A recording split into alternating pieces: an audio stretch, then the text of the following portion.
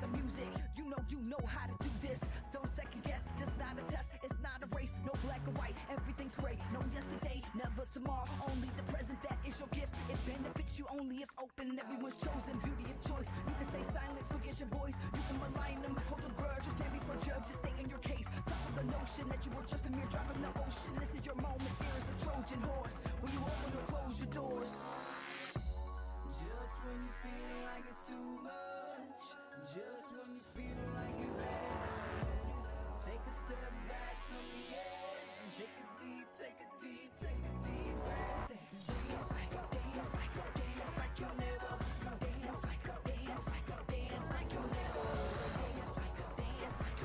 Good evening, everybody, and welcome back to COD Challengers, or welcome for the first time. I don't know why I assume that you're back. I hope that you're back, and hopefully you're having yourself a wonderful day. We've got ourselves one heck of a way to start off the North American Challengers Elite. We're in Season 4, the final season of Challengers Elite, and EU started us off with some pretty interesting bars to be met here in North America. So we'll see how things kind of fare out on my whole shift. And of course, with me, as always, I've got Austin Visions. Neil, still looking good. I know that we're both kind of fighting off a cough, but you still sound great too. So, a little extra confidence for you this evening. I like that right there. It's a good way to kick off the stream, right, Alan? Yeah. I'm vibing. But, I'm really excited to jump into North America, man. There's a lot of changes that just came through there for us, sometimes with our top rosters. So we'll take a look at all of our teams that we have coming into the North American Challengers Season 4 here. And you can see it. Beautiful. We got Whatever It Takes, Destroy the Odds, Ultra Academy NA, Three Kings Gaming, and then we got Iron Blood Gaming, 7 of 5 Esports, D1 Gaming, and Electrify Steel here, Alan. Yeah, the craziest thing, and as this is kind of set up, the top 4 teams were the teams that instantly had gotten bids just based on their performance from Season 3. The bottom 4 teams had to requalify to get in, and I think there's a lot of expectations about what Iron Blood could do, especially after their finish from the Toronto Open, finishing 3rd there. But the big interesting thing about this is D1 Gaming. We'll see them later on in the evening, but the first ever Latin American-based team to ever qualify for Challengers Elite. A lot of exciting things to be expected for the full season, not just because that, but mostly including that's going to be a really cool kind of narrative for us.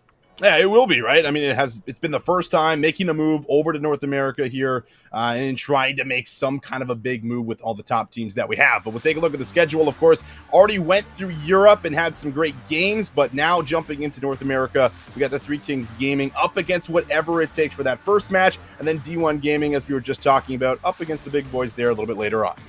Yeah, it's going to be an interesting one because I think first and foremost, the Three Kings versus Whatever It Takes matchup is a very highly anticipated one when you look at the total schedule as far as, who the possible heavy hitters are going to be in this stage overall. So I'm really excited, I think, just to see how these guys are going to fare because for Three Kings Gaming, they were kind of all over the place. When you look over back towards Toronto, in specific, I think that you were expecting that the core parts of this roster were going to really show up and kind of put up a show, but they only finished top 8 under the Electrify Steel Gaming white roster.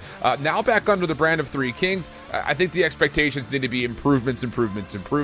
But on the other side, Austin, how about the fully loaded roster of Whatever It Takes? And we heard all the rumors kind of floating around with Florida and, some of the moves that are going to be happening. And Bracken 2 Real said, well, we don't want to deal with potentially losing members in our roster. And they go and pick up Clayster and Fellow. That's right. Losing out on players like Major Maniac and Neptune, I think, to a degree could certainly hurt them. But overall, whenever we talk about a team like this, Alan, you lose one player, sometimes it changes the entire dynamic of the team. You lose 2, all of a sudden, it is a totally different team, different maps coming into play. So it'll be interesting to see how they're able to do coming in towards this stage here for us.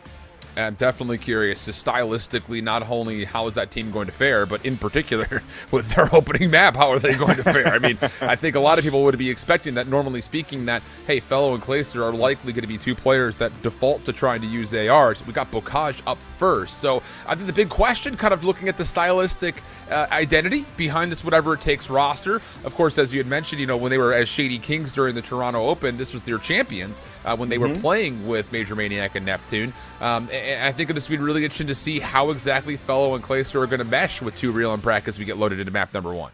That's the big question. And I mean, we were talking about the map sets and we're like, man, I hope there's not a Bocage in there. And then funny enough, they're like, well, actually there's a Bocage map 1. So I was like, okay, so who's going to be really speeding up for us? And obviously Fellow is going to be one of those players that kind of was running the flex when we were watching Clayster and go through that qualifier and missed out on a couple of heartbreaker matchups. But I'm looking at Fellow to try to match that speed of 2Real and how much more, can 2Real take away on the map. He was great when we were watching over him throughout the Ultra Open. But you're going to need everyone else also involved here, slaying on out, keeping the tempo going, especially against a team like this that, listen, they have a lot of chemistry. Kaiser and Co over here, these guys have been playing together for a long time. We've seen them play a lot of close maps, but overall, I mean, these guys definitely have a lot of that built-in chemistry already. Well, it's a great segue. Let's actually focus more in on the Three Kings roster because, the core majority of this roster really kind of made a name for themselves when they were picked up by Stallions. That's right. But the thing is, oddly enough, and I think to a lot of people who watch Challengers, there was some open criticism. Was it 2Real that got dropped out? It felt like for a lot of the run that they put together, he was one of the kind of key components. So now you see him on the other side of the battlefield, and Mind and Mix here for what this team is going to be put together. You kind of wonder, is there going to be enough improvement? Because it was a 4th place finish in Season 3, and again, like we mentioned at Toronto Ultra, their open event, top 8 finish, but it felt like there was always a ceiling that they could have gone a little bit higher with, just not quite able to meet the mark of the expectations we were looking at them with. Yeah, that's kind of always the factor. I mean, this is also another strong S&D team, right? 8-4. You talk about Yuli playing within the Search and Destroy team for a very long time, making that move throughout last year, kind of over to competitive, trying out Respawn. And I mean, he's been able to find a great squad with, everyone else here. And we were talking about Kaiser and Cryptic at the beginning of the year, 2 players that we've never really talked a ton about, throughout Challengers, but have certainly made names for themselves, especially when you go back to specifically Season 2. That was kind of where they had really broken out and shown what they can bring to the table, how they can slay, how they can work off one another here. So if they can kind of find some of that success throughout more of those hard points, because I think they're pretty solid within Control and Search, they could definitely be a team that could roll over a lot of these other top squads that we have. It's just finally being able to do it and actually match the top squads.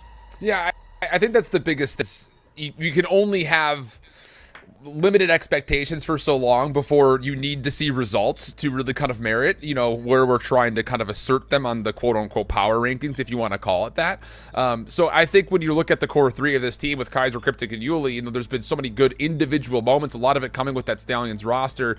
Obviously, they just barely missed out on qualifying for the Pro-Am back after the Minnesota Open, and then obviously not exactly the most impressive run, I think, for their mindset about what was going on in Toronto. On the other side, though, for whatever it takes, the biggest thing about this team is the fact that they put together an incredible Season 3, 8-2 overall, falling just a little bit short of the Ultra Academy NA roster, but they get their revenge in multiple ways when they get to the Toronto Open. And I honestly, as much as I think that this roster is going to be a little bit hard-pressed to meet those expectations immediately, I think the idea around this is the right idea, where, okay, we don't want to mess around with one of our members possibly getting picked up. This is the push to the end of the season, and your best chance to probably set yourself up for whatever happens in Modern Warfare 2. Completely agree. I mean, you do not want to be put in that spot where you lose someone, have to fill in, and then you don't really feel like you have that confidence going through the rest. You might as well get the practice in, get the reps in, and see if you can build off of what you already have, which is a great foundation, right? Brack and 2Real played fantastic at that Ultra Open. I mean, Brack had what, I think a 1.12 overall KD, had like a 1.42 in the S&Ds. That was the best I think we've seen Brack play in a very long time. And when we talked to him after, he's like, yeah, man, listen, these kids can't hide from us anymore when we're on land. And he was able to showcase, what he can do when he's in those big moments, when he's on that main stage. And 2Real as well. I think that was one of his first, real big events that he was able to come out and actually showcase us. Now, we know Clayster Fellow, they've been playing together on and off for a very, very long time. A lot of built-in chemistry here, but again, to my original point, Alan, adding in 2 new players completely changes how a team typically plays. 100%. So they have to come out here, and in my mind, these 2 have to be the ones that kind of start to show us what they bring to the table, because they're already joining in on a winning team with success. Bro, especially on this map, it's just, come on, who's gonna run what roles? We're gonna learn really quickly. It's gonna be Waldo and Shane to take us through the action from start to finish on the evening. And on the other side of it, look, it's I won't say it's like do or die. I don't want to paint like that dark of a picture, but it kind of is a necessity for this core group of Three Kings Gaming, after now sticking together for what has largely been the last 3 months, it's time to get past the top 4 position. Like, you want to see yourself in championship condition as well. So let's see how things unfold. At the initial parts of it, it will be a 2-2 meta switch up here for Three Kings, running 2 ARs, 2 SMGs, and largely speaking, the ARs lock down the lanes, and it's easy pickings for the SMGs inside the hard point for some early time. Yeah, early time is good. Brack with some patience here through the outside, able to find Cryptic. Second one on the Kaiser, just unable to finish off the kill, but now they can start moving into the P1 hill, but also looking at the rotation. Fellow, we talked about him being the other SMG, off to a nice start with about 3 in a row, as it's scrap time up for grabs here at P1, 15 seconds now left. And as we start to look towards the rotation towards P2, how much do you look at Clayster in particular to sit there and say, like, okay, the problems from New York, where he was running with 2 main ARs between him and Krim, now all of a sudden, if you are the one trusted to kind of rock the main AR, how impactful is this to Clay's stock through the end of the year? Sure. I think that's a really big point to bring up overall, because Clayster has not had the best showing. You talk about him also, getting reverse swept within the qualifier twice here. Twice, yeah. Wants to make something big happen, and so far so good for him. He goes on 4 in a row, 6 in one start. Mine now trying to battle out against Clay, and will stop any kind of streaks coming in. But how about Brack, and how about Turiel? Little turn on there for Yuli. We'll be able to clear out some of that barn area, but still a fight for time, and it's Three Kings Gaming that are trying to get it. Yeah, advantage as well to Three Kings just because they were able to kind of get back in and make sure they held down the P2 spawns. But the kills are really not all that convincing. Mine holding the trigger up will take care of Brack, but the trades will be there, and actually that's enough to flip the spawns once more for the scrap time. So great stuff here for whatever it takes so far. Honestly speaking, good control of the tempo of the map. They're still running this kind of 2-2 setup with the 2 ARs as well. So as far as I'm concerned, job done. And maybe we were panicking about nothing, because Fellow's looking really solid on this solo play through the top side of Grandma's house. He's 8-5 overall, and now focus on the right things as he works back towards mid-map. That's going to be a triple for Fellow as he tries to hold his life and maybe play for a bit of streakage. Good control up top, but Yuli clears out 2. Fellow needs to keep the spree going. He knows he's got a lot of members to deal with, and how about the route in from behind? How about 5 in a row, but doesn't turn to his left. Cryptic will make sure still no streaks in play as of just yet, but whatever it takes, starting to battle out here through the front, forcing the spawn trap into the back. It's Turiel that's able to get one more. Yuli can't combine for the second, and it is constant 50-50 battles coming in, but Cryptic gets back through the window and will try to hold on to this time with about 20 seconds remaining. And for all of those passionate Challengers fans out there, important to note that Brack is the one to make the swap over to the SMG, so he looks like he's going to be running the AR flex roll for this team. On the opposite side, though, I think you look at hard points like this and like P4 of your Three Kings, and you have to be thinking, okay, this is our time to run. Like, we've got great SMG presence in our roster. Let's make sure we really utilize that. But Yuli, tagged up, will actually get pinched up from behind, and the hard point will open in favor of whatever it takes. They're enjoying about a 30-point lead, and look at the control across the map. You've got Turiel dominating over through mid-hut. You also had players on the opposite side making sure the field stayed safe, and this is a perfect setup for whatever it takes. You hit on it, Alan. 3 players, they all push through field. They want to flood that side out while Turiel just focuses through river, and it allows them to win those battles together as a team. But can they break now? 4 players all drop down, every single one losing their individual gunfights on the second attempt, and Three Kings Gaming down by about 30 points here. Want to get some crucial time back. This could be the hill to do it on. 20 seconds remaining. Yuli looking for the second. Can't combine for it. The quick spot here from whatever it takes will allow them to come back through and get on that scrap time. Yeah, clinical. Good usage of the nades off respawn to make sure you're able to kind of soften up the doorways, make sure no one's hiding in corners, or if they are, they're going to be down to about 30 HP. Makes the gunfights that much easier. So great stuff on the rebreak for whatever it takes. Now the lead back up to about 50. And a bit of a question mark as far as who is going to control River first. Spawns are good for whatever it takes. They're being contested, though, by Kaiser. And Turiel very aware of this. Will hunt him down, get the elimination, and essentially play anchor for a second while his teammates spawn right back up into place. And Three Kings Gaming, interestingly enough, they actually don't have a lot of presence from the front. They're still trying to work around the back, and this is taking a lot of time to happen here, Austin. It is taking a little bit of time, and Mind is going to come away with 3. How about that? 1, 2, 3. Snaps to each one, and Kaiser able to combine for 2 more as they quickly come off spawn. One heck of a way to break open P5 here. Mind won't be able to keep that spree going. Clayster does some good work himself to be able to clean up 2 down low, but it's still time going over to Three Kings Gaming. Wow, what just exactly what the doctor ordered right there for Three Kings, who are starting to look like they were in a little bit of trouble. But Mind and Kaiser work it back through and find some good convincing time in the back 30 seconds of our final hill in the rotation. So back to Courtyard we go. Kaiser watching over the mid-cross. Cryptic trying to lock down the outside lanes, but it's Clayster who gets 2. That'll create some vacancy, you would think, for his teammates to get in. Also great help from Brack. And now the 2 ARs get activated once again. Clayster's not missing any shots through this backside stair. Oh, Clayster almost able to get one more, about half HP.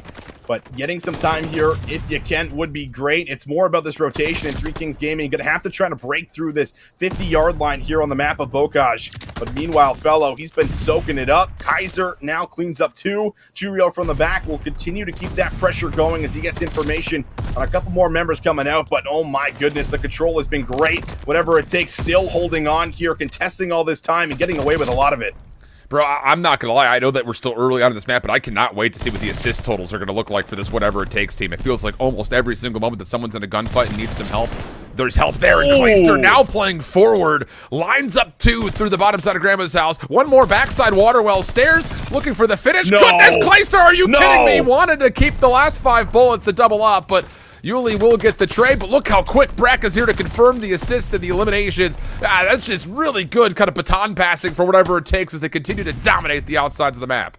I mean, Three Kings Gaming, they've been battling through that middle portion of the map for like the last 30, 40 seconds, and they're finally getting their way into Barn while 20 seconds has already gone over. Kaiser trying to save the play and keep it alive as he cleans up 2. Churia will also drop inside the points, and finally there is a touch here for Three Kings Gaming, but hot off the spawn, whatever it takes, moving back in, trying to battle out from the high positions here on the tank. 20 seconds up for grabs. This is great time here for yourself here as you have a massive lead if you're whatever it takes. I mean, at this point, you start to consider the word impossible if you're Three Kings Gaming and looking at a possible comeback, just due to the fact that you're down 100 at the moment and you're still being pushed on this next rotation over to Grandma's. I mean, the lane of control that we're seeing for whatever it takes, I would never have believed you, Host. I mean, I believe you in a lot of things, but if you were to tell me that this team got figured out maybe a couple of days ago and they look this polished already, give me a break. This Three Kings roster's been together for like 3 months and they can't control any part of the map at the moment. No, they really cannot. Braking has been a problem. Controlling the spawns has been a problem. I mean, everyone so far has just been electric. Whenever it takes, they're running away with it. But Three Kings Gaming, they do have control for now. You can slowly but surely maybe start to bring this one back if you can chain a couple hills together, but you can't let whatever it takes get any of this time. 25 seconds is left. Good control inside from Kaiser. Cryptic with a big one-on-one, and Mine gets the 4th. That's a great team wipe, but now it's the spawns that flip out here for a moment. This is actually great news, though, for Three Kings. You're back into the middle of the map. Mind has been able to earn himself a glide bomb, so hold on a second. I didn't mean to count our chickens before they've hatched, but Mind has all of a sudden brought Three Kings Gaming back into the conversation. Still would be hard-pressed, you have to feel like, to make up 60 points rapidly, but the glide bomb will surely help. It's just down to, can you get some contest over the top of this barn hard point at 4 and then maybe extend the glide bomb over to 5. Yuli looking to try to double on in, but there were some teammates, I believe, that softened him up, and Fellow confirms the trade. Still in contest, though. 45 seconds to play. Can you find a way to break through the last remaining defenders of whatever it takes? Answer seems to be no, as it's a 4-for-1 exchange, and Wit will also hold on to the spawns while doing so. Yeah, you're going to have to find a quick break here if you want to try to stay in this game here as Three Kings Gaming. Mind waiting for that opportunity, looking through corners, but he's got multiple players to deal with, and Clayster's able to hold on with great help and great assistance. Yuli tries to come through for 1. Can he get the 2nd? Brack has got him dead to rights. It's back and forth trades, 15 seconds up for grabs, but it's all about that rotation. Big one-on-one battle right here as we switch over. Fellow can't take it with the sub, but he's got to try to play his life in the back. And the thing about this, the more hard-pressed you make the rotation for Three Kings Gaming, the more they have to consider early dropping this glide bomb.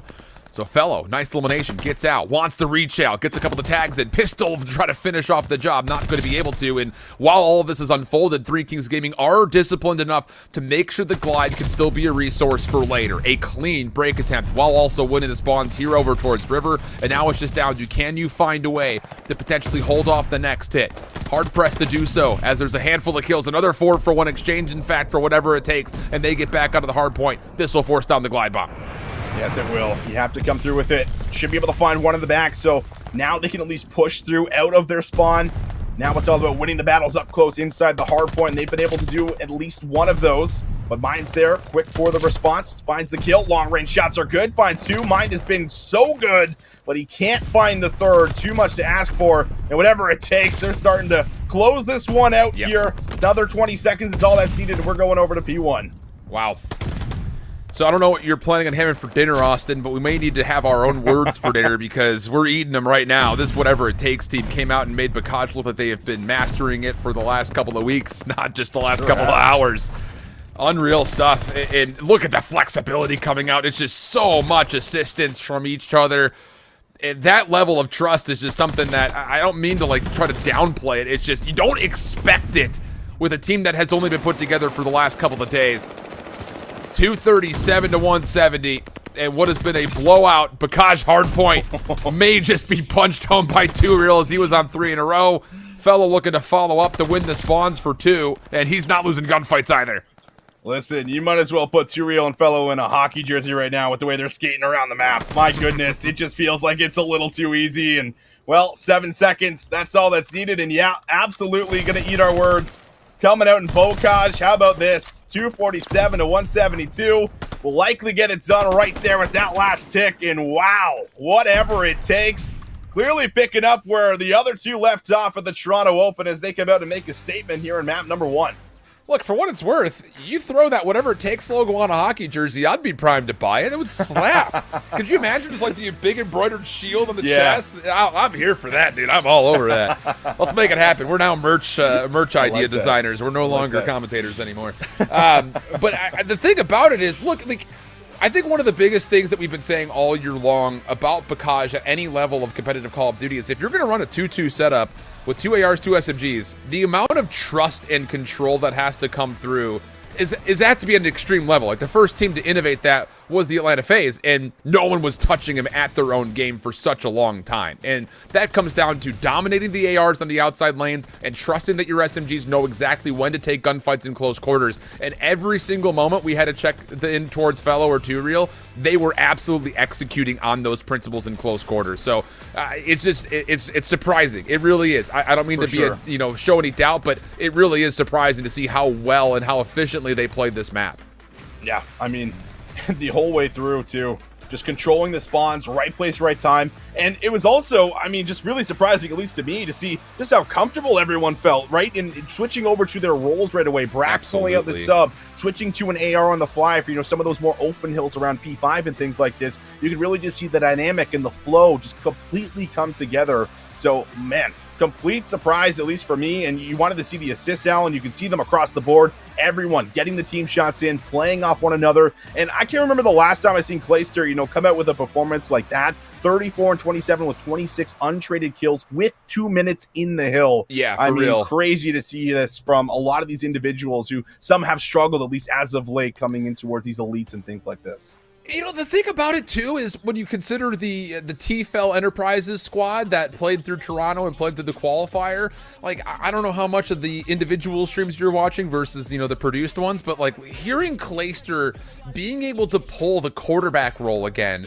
it just felt like the teams that he's been on over the last, 3 weeks now or so have really kind of utilized that and trusted that his calling is going to be great. And if you think back to like the E United team that he had played on back in BO4 and of course the Dallas Empire and Modern Warfare, these are the numbers that we saw from him. Lots of hill time and lots of just good assistance across the entirety of the team, let alone his ability to individually pop off. So the fact that he gets 34 kills with 12 assists and 2 minutes of hill time, you have to know that he's got good eyes on the entirety of the map as he continues to try to get his team in the right position and, of course, get himself into the right position as well.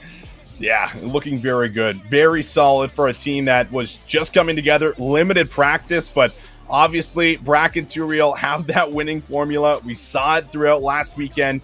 And now it's a matter of just trying to translate that flow over to Fellow and Clayster. And, well, they are picking up beautifully here. So we'll take a look at the map set, and we'll move over to Desert Siege. And, hey, listen, you talk about Desert Siege. This is also something that we saw that Shady Kings roster be really good on. Now, a lot of that came off the dynamic of Brax sniping, finding picks with the help of Neptune using a lot of finesse and just finding those windows of timing to really use his aggression successfully. So we'll see how much of this also now translates over to S&D here, too.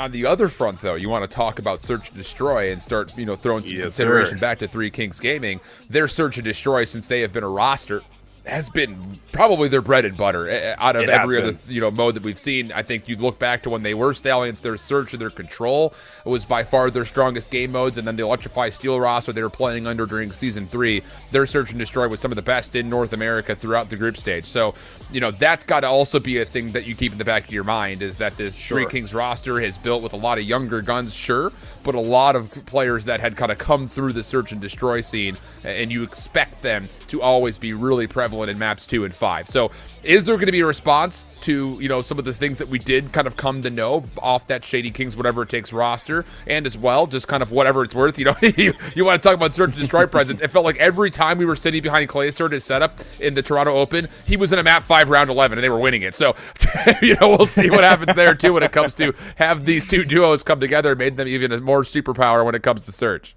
Yeah, you have to imagine too those grueling map 5s that go round 11s, they really instill a lot more confidence in you when you're able to win out on those. You're able to learn a lot more when you're just going that many rounds each time. And I mean, on a couple separate occasions, Shady Kings, I think they had like a 6-0 versus Ultra Academy NA, in that grand final. So they had some very convincing performances when it came down to some of these more open maps where they can utilize, things like that scope that I was already mentioning with Brack here. But, it'll likely be matched. We know that this, squad coming through for Three Kings is, as you already brought up here, Alan, very strong when it comes to S&D, really good at reading some of these situational plays, how to play with numbers, how to retake sites, all of it very coordinated here. So a chance to be able to come back, bounce back here, try to tie this series up. And I feel like that's always huge when you're playing against Clay. Do not let this guy start to pick up a couple of maps. I know what happened in the qualifier a couple times, but still, when he's playing with a squad like this and they get amped up, it can be very scary and it can get scary fast.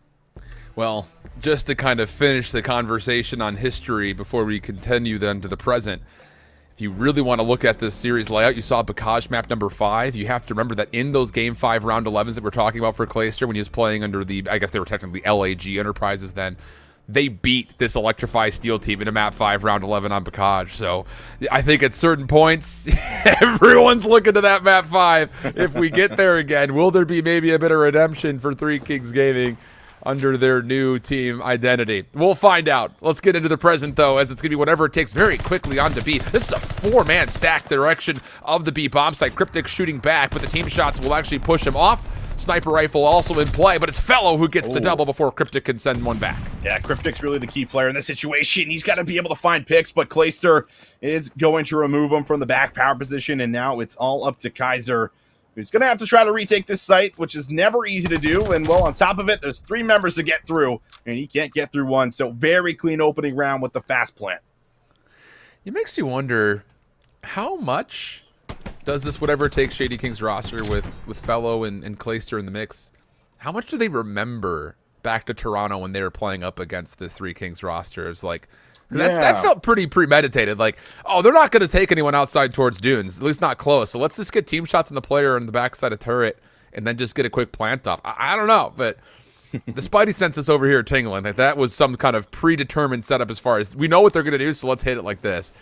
We'll find out if the defense has anything else like that in store. No, not this time. It's Cryptic for first blood, as it's also Three Kings looking for a full 4-man stack over towards B early. Oh, well, Too Real? Yeah, it's the same play. Too Real. Finally going to be able to spot him out. Should know there's still one down low, but Yuli with the sub. How about it? The shots come in, and that's going to bring us down to a 1v2. It's Fellow trying to clean up the remaining, almost able to get shots to turn and burn. Not going to happen in Three Kings Gaming. They respond with the exact same play. I'm really hoping that Too Real, knew that player was on top of the bushes and he was like, I'll let him sit here, because he didn't even, center on him at all. It didn't look like your normal, oh, I'm just executing trigger discipline. That was a bit peculiar, but both teams very quickly in their first attacking rounds get a quick, full forced hit over towards B, and it works out for either side. So is there going to be some sort of adjustment early here to try to negate that? Or are we just going to kind of feel out the playbooks a little bit here? We'll come to find out. This time, how about it? Three Kings very quickly down towards the lower levels of B. Fellow for first blood. Clayster responding after the initial trade. Gets us to a 3v2. Bomb getting planted. Oh, nade connects there. Bomb's going to go down, and Brack's got information, but Too Real can't exit off of the bomb safely. And now, Clayster able to push up for a bit of control, but Kaiser's going to punish with the high ground. It's all up to Brack, and he's got a sub on the site. I think he sees the second player up top, though. Yeah, sure does. Brack with the read. Oh, I was going to say there was a shadow that came over the top of the awnings, and I thought for a second that was going to be enough for Brack to finesse the 1v2, but Kaiser gets the best of them. That'll be 3 in a row for Kaiser and back-to-back rounds for Three Kings. All right, I like that. They make a little bit of an adjustment this time around. They go with the fast rush, try to contest the stairs. They don't win the initial engagement, but they have enough reinforcements from behind that everyone can kind of get here in a timely manner to reinforce and find all these kills as soon as that bomb ends up going down. But the big kill is finding Clay as he tried to take away some of the map control. And once you lose Clay, Brack's kind of left alone, isolated on the site. So good stuff here for Three Kings Gaming. They bounce back, and it's Kaiser that also finds 3 in the round.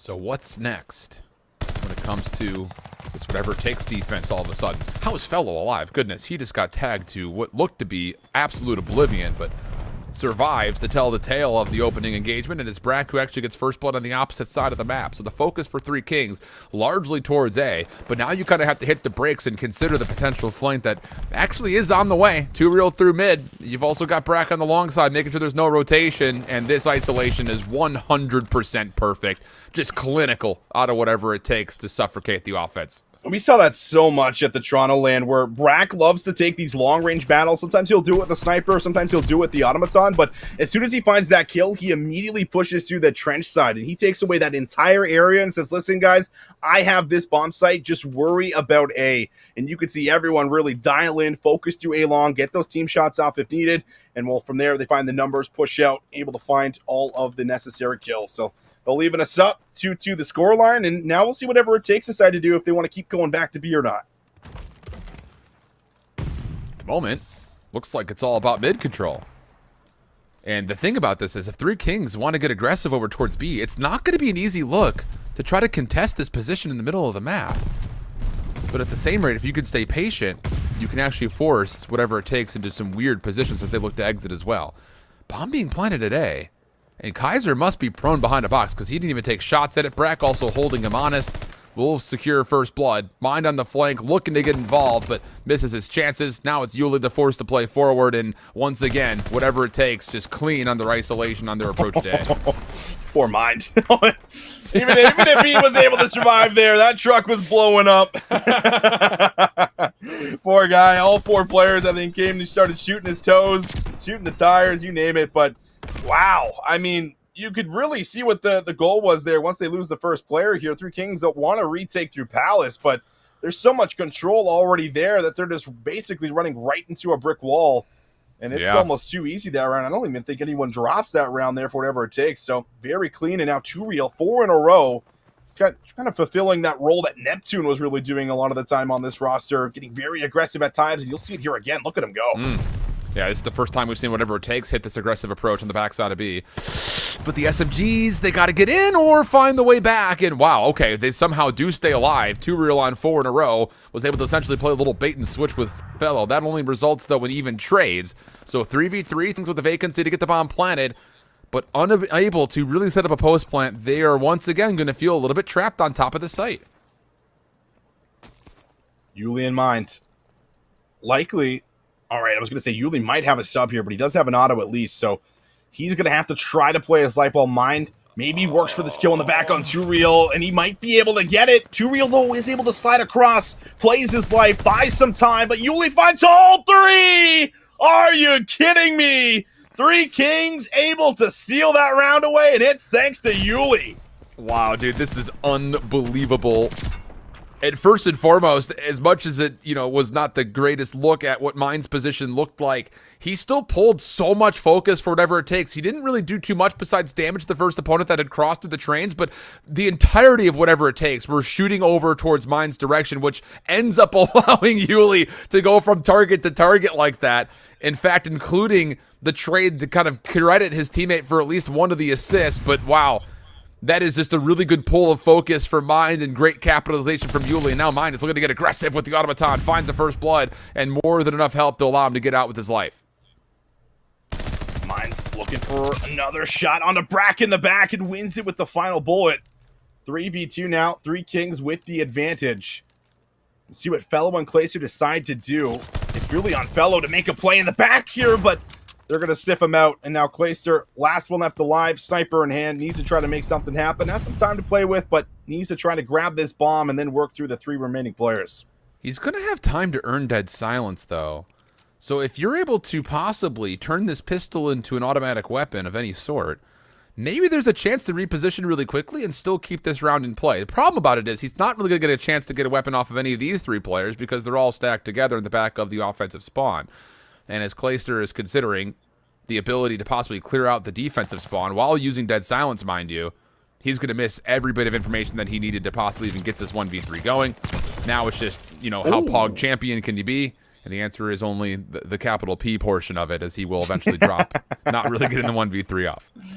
No. Pretty difficult there. And I mean, they clear out their side of the map. And like, okay, Clayster's not back here. That means he surely has to be on our side of the map there. And now, looking pretty solid over these last couple of rounds. Good adjustments coming in. Of course, Yuli has that saving 3-piece to really put them in this kind of a position where they're now in control, but starting to build off of it, starting to shut down some of those initial first bloods that were working out so well for whatever it takes there in the earlier rounds. But now back on the attack. 3 Kings might continue to try to dominate the bottom of Palace, and that's still going to be the game plan right now. But here's the thing. Look where Clay is positioned. He can actually just kind of hold his life and maybe hit these choke points, but he's not going to realize it. But if he were to have waited a second longer, he could have lined up a handful. But the information is still gained here in this 3v3. Favor, technically speaking, off the intel to whatever it takes. But as all of the noise has been killed, maybe some doubt starting to creep in as the defense continues to reposition. Fellow able to take down Cryptic up top, and yeah, that's just really good isolation. Don't give 3 Kings an exit from mid-university, and now Kaiser has to kind of figure out what do you exactly do, moving the chess pieces around for a 1v3. Kaiser, shots onto Fellow, lays on the trigger, but Fellow takes the reach out, able to find him and take him out, and some of those adjustments now coming in. Clayster with that big kill up top, not only to get the first blood, but he gets that information. Hey guys, there's 2 more players inside of Palace, and that allows you to really kind of take control of the rest of the map, trap them in there for as long as you can. Fellow finds that kill through the wall, I do believe, off screen, and that's enough to be able to hold on to it. Tie us up. Very close affair here, Alan. Back and forth we go, but all tied up at 4. Yeah, it's been real tight, and honestly speaking, the chess game has been really fun to watch unfold. We started off with all this speed, all this aggression, and even though that hasn't necessarily changed, it's just where, like on the heat map, you're starting to see it, including, how about mine, on top of the bomb site defensively, nearly takes down 2, but the trades are decent. Tuber actually considered the plan, almost had it down, but wants to try to cut off the rotation of the defenders, and as he makes his move, he falls, and once more, it's Clayster for another long-winded 1v3 with still 60 seconds to play. The 3 Kings, they're not really falling for this initial play. Ought to be, every single time now. They're starting to stack it a little heavily at the start. And now Clayster, misses the jump. It's okay, another attempt, but not even going to have a chance to be able to get up. So very clean. Holding on to just that initial push and making sure they find those initial trades is what's making sure that they hold on to this lead. Now just going to put themselves on map point. Okay. We talked about it a lot with this 3 Kings roster. Their search and destroy was one of the main reasons that they were as successful as they were in Season 3. Can they find a way to take it over the finish line? Or once again, will Clay find himself in round 11? Feels like it's a commonality at this point in time after Toronto and especially after the qualifiers. Yeah. But we'll see. Here comes a quick double hit over towards the bottom side of University once more. But Mind is actually moving very aggressive. He's going to find timing on Fellow, and no one's here initially for the trade. Oh, Mind is in such a great spot to get this offense a chance at A. He is, and the bomb's going down. So you're looking at really player 4, Clayster, try to get 1 so that it's safe to kind of start to play retake, because you have to play this so slow because you have no idea where Mind is at the moment, and they're going to have to double in the back here. And if Mind finds 1 more, this round is just about locked up. Shots on the Clayer. Good! And even turns it down to focus Brack for the quick double. So now 2 real. 1v4 to stay alive in the map. Won't even get a chance to shoot back against the first. 3 Kings Gaming string together a couple of rounds. Tie our series up at 1 apiece. Wow. What a fun search and destroy that was. For real. I mean, you see it like initially kind of starting off the back end of what was First Bloods. Good picks coming in. Good map control after finding it and kind of really trapping that entire 3 Kings roster in their spawn at times. But they started just to kind of open up on their offenses going through the mid building, getting control of it. And then Mine realizes, listen, no one's contesting us down low. I'm just going to hit out the back, guys. And he flies through, finds that kill. And once that happens, you're so focused on finding that trade, you can never play retake until you do. And then he finds another 2-piece on top of it. So good stuff from mine so far in this series, but definitely really big within that search and destroy to close that one out 6-4. And honestly, as far as 10 rounds of Search and Destroy are concerned, that was some speedy Desert Siege in comparison to how we normally see it come through. So both teams happy to kind of just throw punches at one another with whatever it takes, coming up just a touch short in the spar. So, yeah, I mean, 7-minute game, dude, for 10 rounds of Search and Destroy. That was lightning rounds of Search. And you take a look kind of across the board. I mean, once again, it's just you've got so much help. Look at all the non-traded kills coming through for the side of Three Kings Gaming. And a lot of it did come off the fact that those opening First Blood engagements led more often than not to either convincing control of the map or, more importantly, just good numbers, especially as we got later and later into those search rounds. Yeah, incredible stuff here. Just really, it was the 3-piece from Yuli that started to turn it around, wasn't it? As he finishes 9-6 there. Yeah, absolutely. A couple of big plays coming in here individually. Mind with it at the end. Yuli with it in the middle of the map. And that's enough to make sure that they keep this one contested. And like we said, you just do not want to give a team like Whatever It Takes a 2-0 advantage based off their history from that last land. And, well, overall, it was definitely strong. So we'll see what they're going to be able to do now heading into the control here very soon.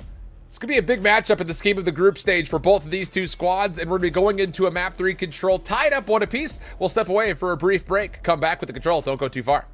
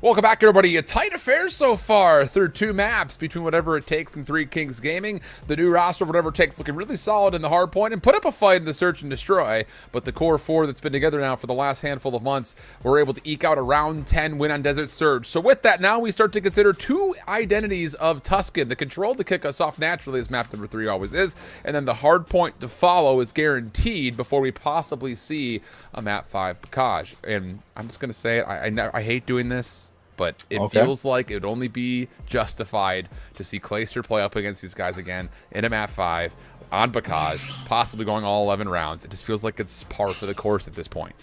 Jesus, bias caster. Look at this guy. But Tusken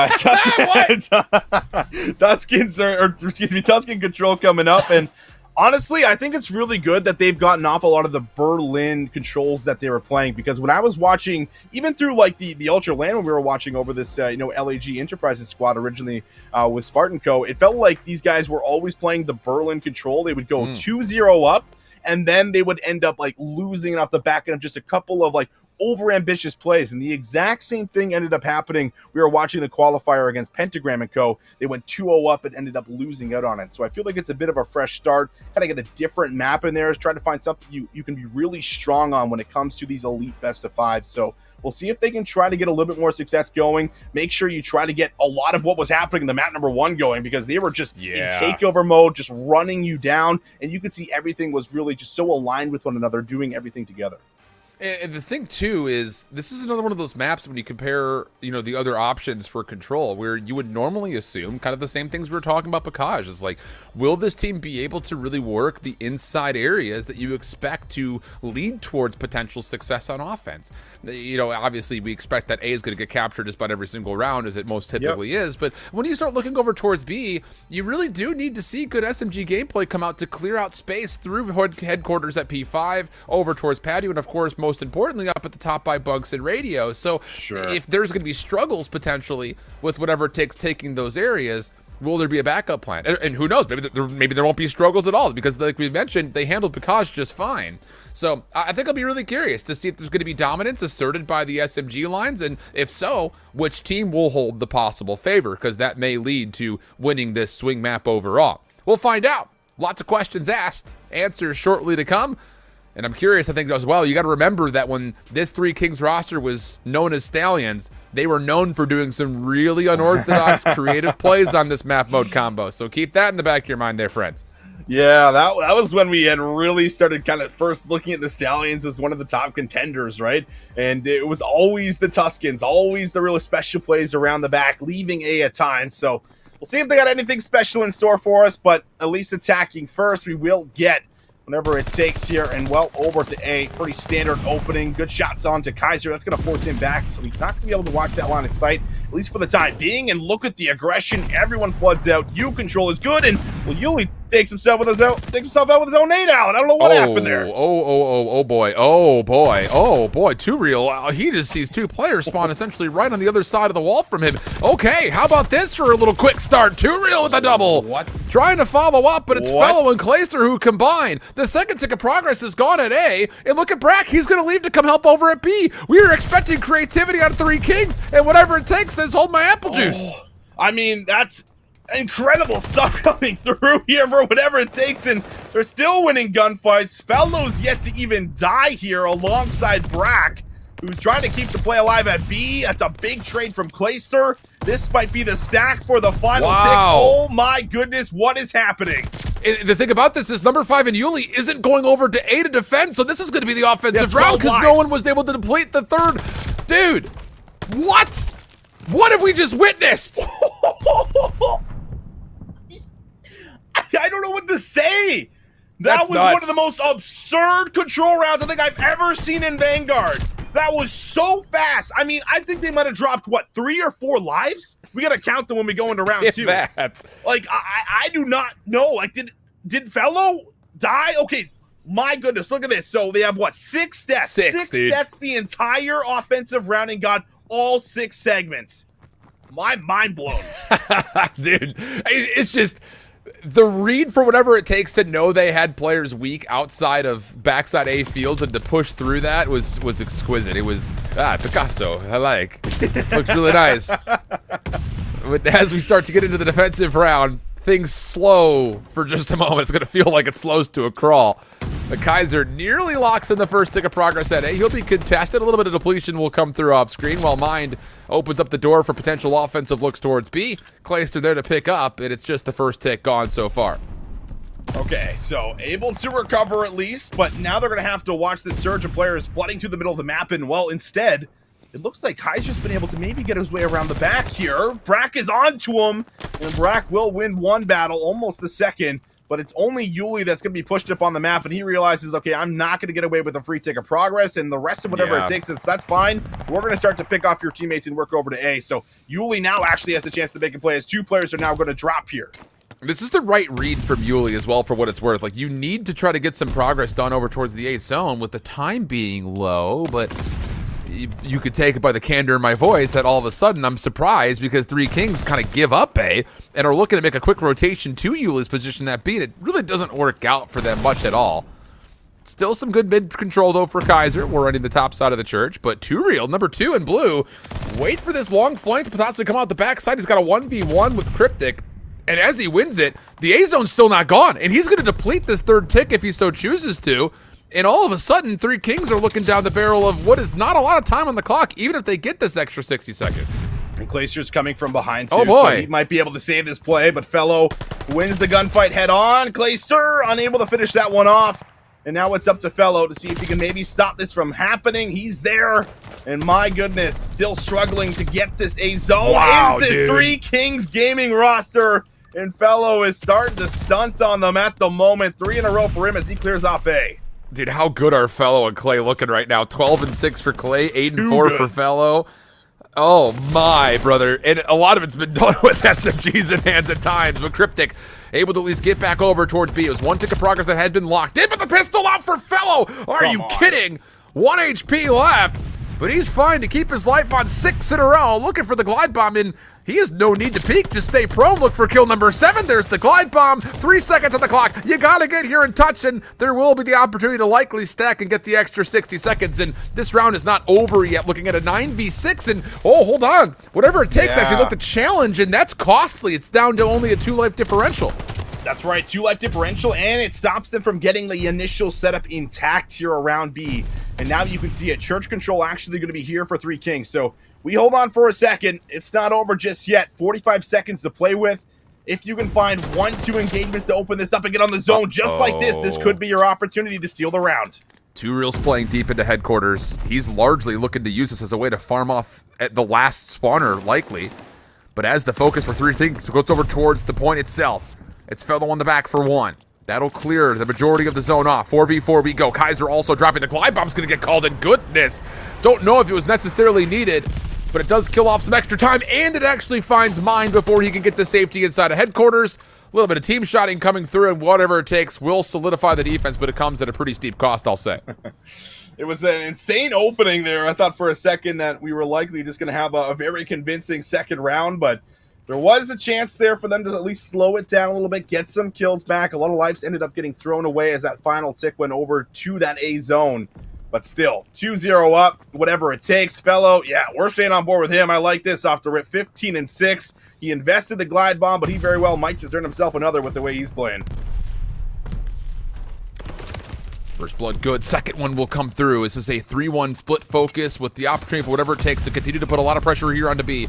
2-man stack. Good read over towards the backside church alley. First tick of progress is looking good as the defenders are completely strewn about and around the zone itself. And some reason, 3 Kings are still going to try to come to this one by one. And that's going to be the second tick of progress because no one wanted to wait. Some clearance will happen, but is it enough to actually stop the zone from being captured? Off the reload, Brack will fall. And the third tick will be just a touch short from being capped, but look at Turiel. No one's actually clearing the zone. He's going to finesse his life. You cannot give this up. Mind has to come back to the play and will be able to get the last kill needed.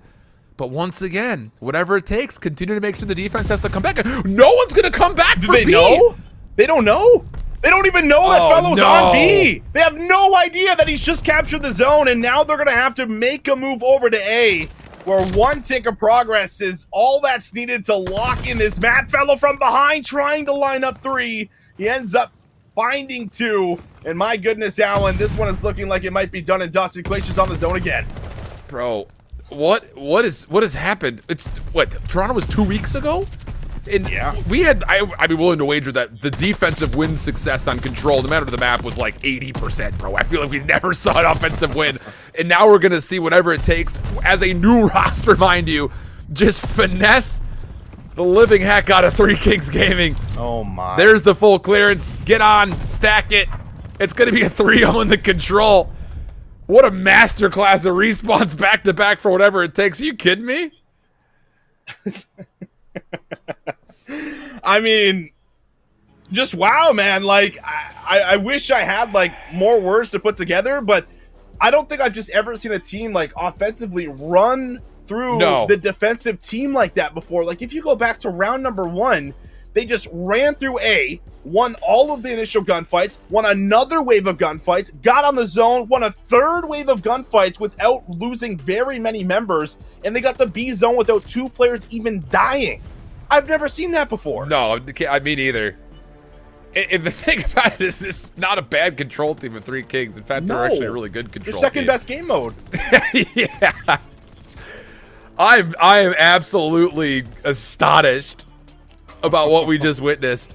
And the thing about it is, like, you really can't look at Three Kings and say, like, oh, these are the moments that they were doing things that were wrong. It was just how good the moments were, the decisions were for whatever it takes. I mean, Fellow and that little spree that he just put on was like an icing on the cake moment, but it just, the fact that we're seeing so much speed out of Fellow and Clay as a part of what has been a really solid duo over the course of the last 2 months with Two Real and Brack, it makes you kind of think that all the people that were out there on Twitter over the last 48 hours saying, like, there's no way this team works. Hell, we were kind of having the conversations, like, what was this team even going to look like identity-wise?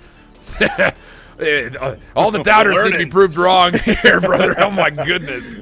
Yeah, no, I mean, I'm completely shocked, too. I did not think that, you know, these four players, you know, on paper could play at this kind of speed and tempo and do it convincingly as well. I think that's the other factor. It's one thing to play super fast and have the movement and get cracked out, but it's another to execute on it consistently. And that's what happened every single round through that control. We saw a glimpse of it, you know, throughout the very first map as well on the Bocage when we were even questioning that one getting thrown into the map set. But clearly the scrims have been quite well, because these guys have just been completely taking over. Sure, the S&D, they drop it, but when it comes to the respawns right now, this team is on a different level, and nobody on Three Kings, it feels like they're even ready for this kind of explosiveness coming out from every single member on the roster. And it's every moment of the Bocage hardpoint. It was every round of Desert Siege search, and it was absolutely every round worth of Tusken control. Wow. I mean, I'm not gonna lie. This is going to lead to a very exciting prospect for the entirety of this group stage in North America. I'll tell you that much. And it just goes to show how much depth of talent there is all over North American challenges, man. I mean, I had to have a conversation with somebody on Twitter talking about big leagues versus little leagues, talking about challengers. It's like, have you watched any of challengers this year? I mean, come on. It's been unbelievably electric. And the fact that we've got two of one of the teams that we expected to be one of the fastest in North America and Three Kings Gaming now be beat at their own game, essentially, so to speak. Yeah. With this whatever it takes team. Wow. Yeah. Tusken Hardpoint. I'm sure it'll be just as thrilling as what we've seen so far. I don't even know which way to lean anymore. Yeah, it's really hard. And I mean, obviously, we're talking a lot about what's happening with whatever it takes. And it's because they're just showcasing something that one, I don't think a lot of people expected. And two, they're just coming out with just an overwhelming amount of slaying power that was something that was missing, I feel like, even when we were looking at, you know, LAG Enterprises, you know, throughout the actual Open. So this has been a different look. And now you really have to kind of take a moment here if you're Three Kings and regain quite quickly to see if you can try to put together a Tusken Hardpoint, because like we keep talking up, this team is really good in the search and destroys, but we usually always look at them to be that 2-3-5 team. So, you know, are they going to be able to match the slaying power, I feel like, right now, and even like play at the tempo, or at least shut down the tempo and put yourself in spots where you're finding these guys on sprint. You're not letting them take over. You can start to build up a bit of a lead, right? You have to change something, because at the moment, like, it just feels like they're a complete train and they're just running through them every single time they spawn up. I just had to bring this up because I saw it just a moment ago, and I was like, wait a second, I wanted to talk about this, and I forgot because, you know, I'm old now, Austin. I've been for the last couple of years. My memory is not what it used to be. But this was a really funny tweet out of Clay Series. The teammates went to the Bahamas, got new ones, and got a spot in the Elite. LMAO, crazy how ish works. And how about it? You got new ones, and now you're all of a sudden up 2-1 versus a team that we had a lot of expectations with. So yeah, the scripted just writes itself sometimes, Austin. I'll tell you. It really does. I mean, I feel like this is also probably going to feel really good for someone like Clayster, who has, listen, last couple years have been extremely rough for this guy individually, right? Dropped from that Dallas Empire roster after winning champs. Yeah. You go through that entire last season with roster swap after roster swap, never really being able to find your footing except for that 1 second place. And then at the beginning of the year, he gets dropped from this NYSL roster where he, again, you know, unable to kind of put together everyone who was on that team and make something work and make something happen out of it. So it's just been a long grueling kind of grind for Clayster to try to work his way back up to the top. He goes through that double qualifier or double series in the qualifier where he loses map 5 round 11 twice, 2 reverse sweeps. Like, it just hurts, and you're just wondering, like, when is it going to end? When is it going to end? And now joining up with Turiel and Brack, I mean, he looks like he is rejuvenated at the moment, Alan, because these guys are they're just looking like they are next level, man. There's really nothing else I can say. No, the craziest thing about it is when we were doing the cast in Toronto, we said these exact same things about every single person on this roster, except for Turiel, because he's relatively new comparatively to the teammates that he's had in the last 2 weeks. I mean, we said the same thing about Neptune. He came down to Challengers, needed to learn kind of what it looked like to not overchow, finesse his life, extend the clock a little bit longer to get help, and he really did showcase that. Major Maniac, he always comes under criticism for being too slow, and he made unbelievably clutch plays, forcing the issue when it needed to be forced the most. And then Brack was the same situation, like spent the entire Modern Warfare season essentially just hanging out, and now all of a sudden he's back and looking like he's in prime form, even with 2 new members. We are hearing there's a couple of tech problems in the back end, though, so we can sit here and get excited about this all day long. We'll take a brief little pause, little break, come back, and be back for Tuscan Hardpoint with whatever it takes up 2-1. Don't go anywhere. More NA Challengers after this.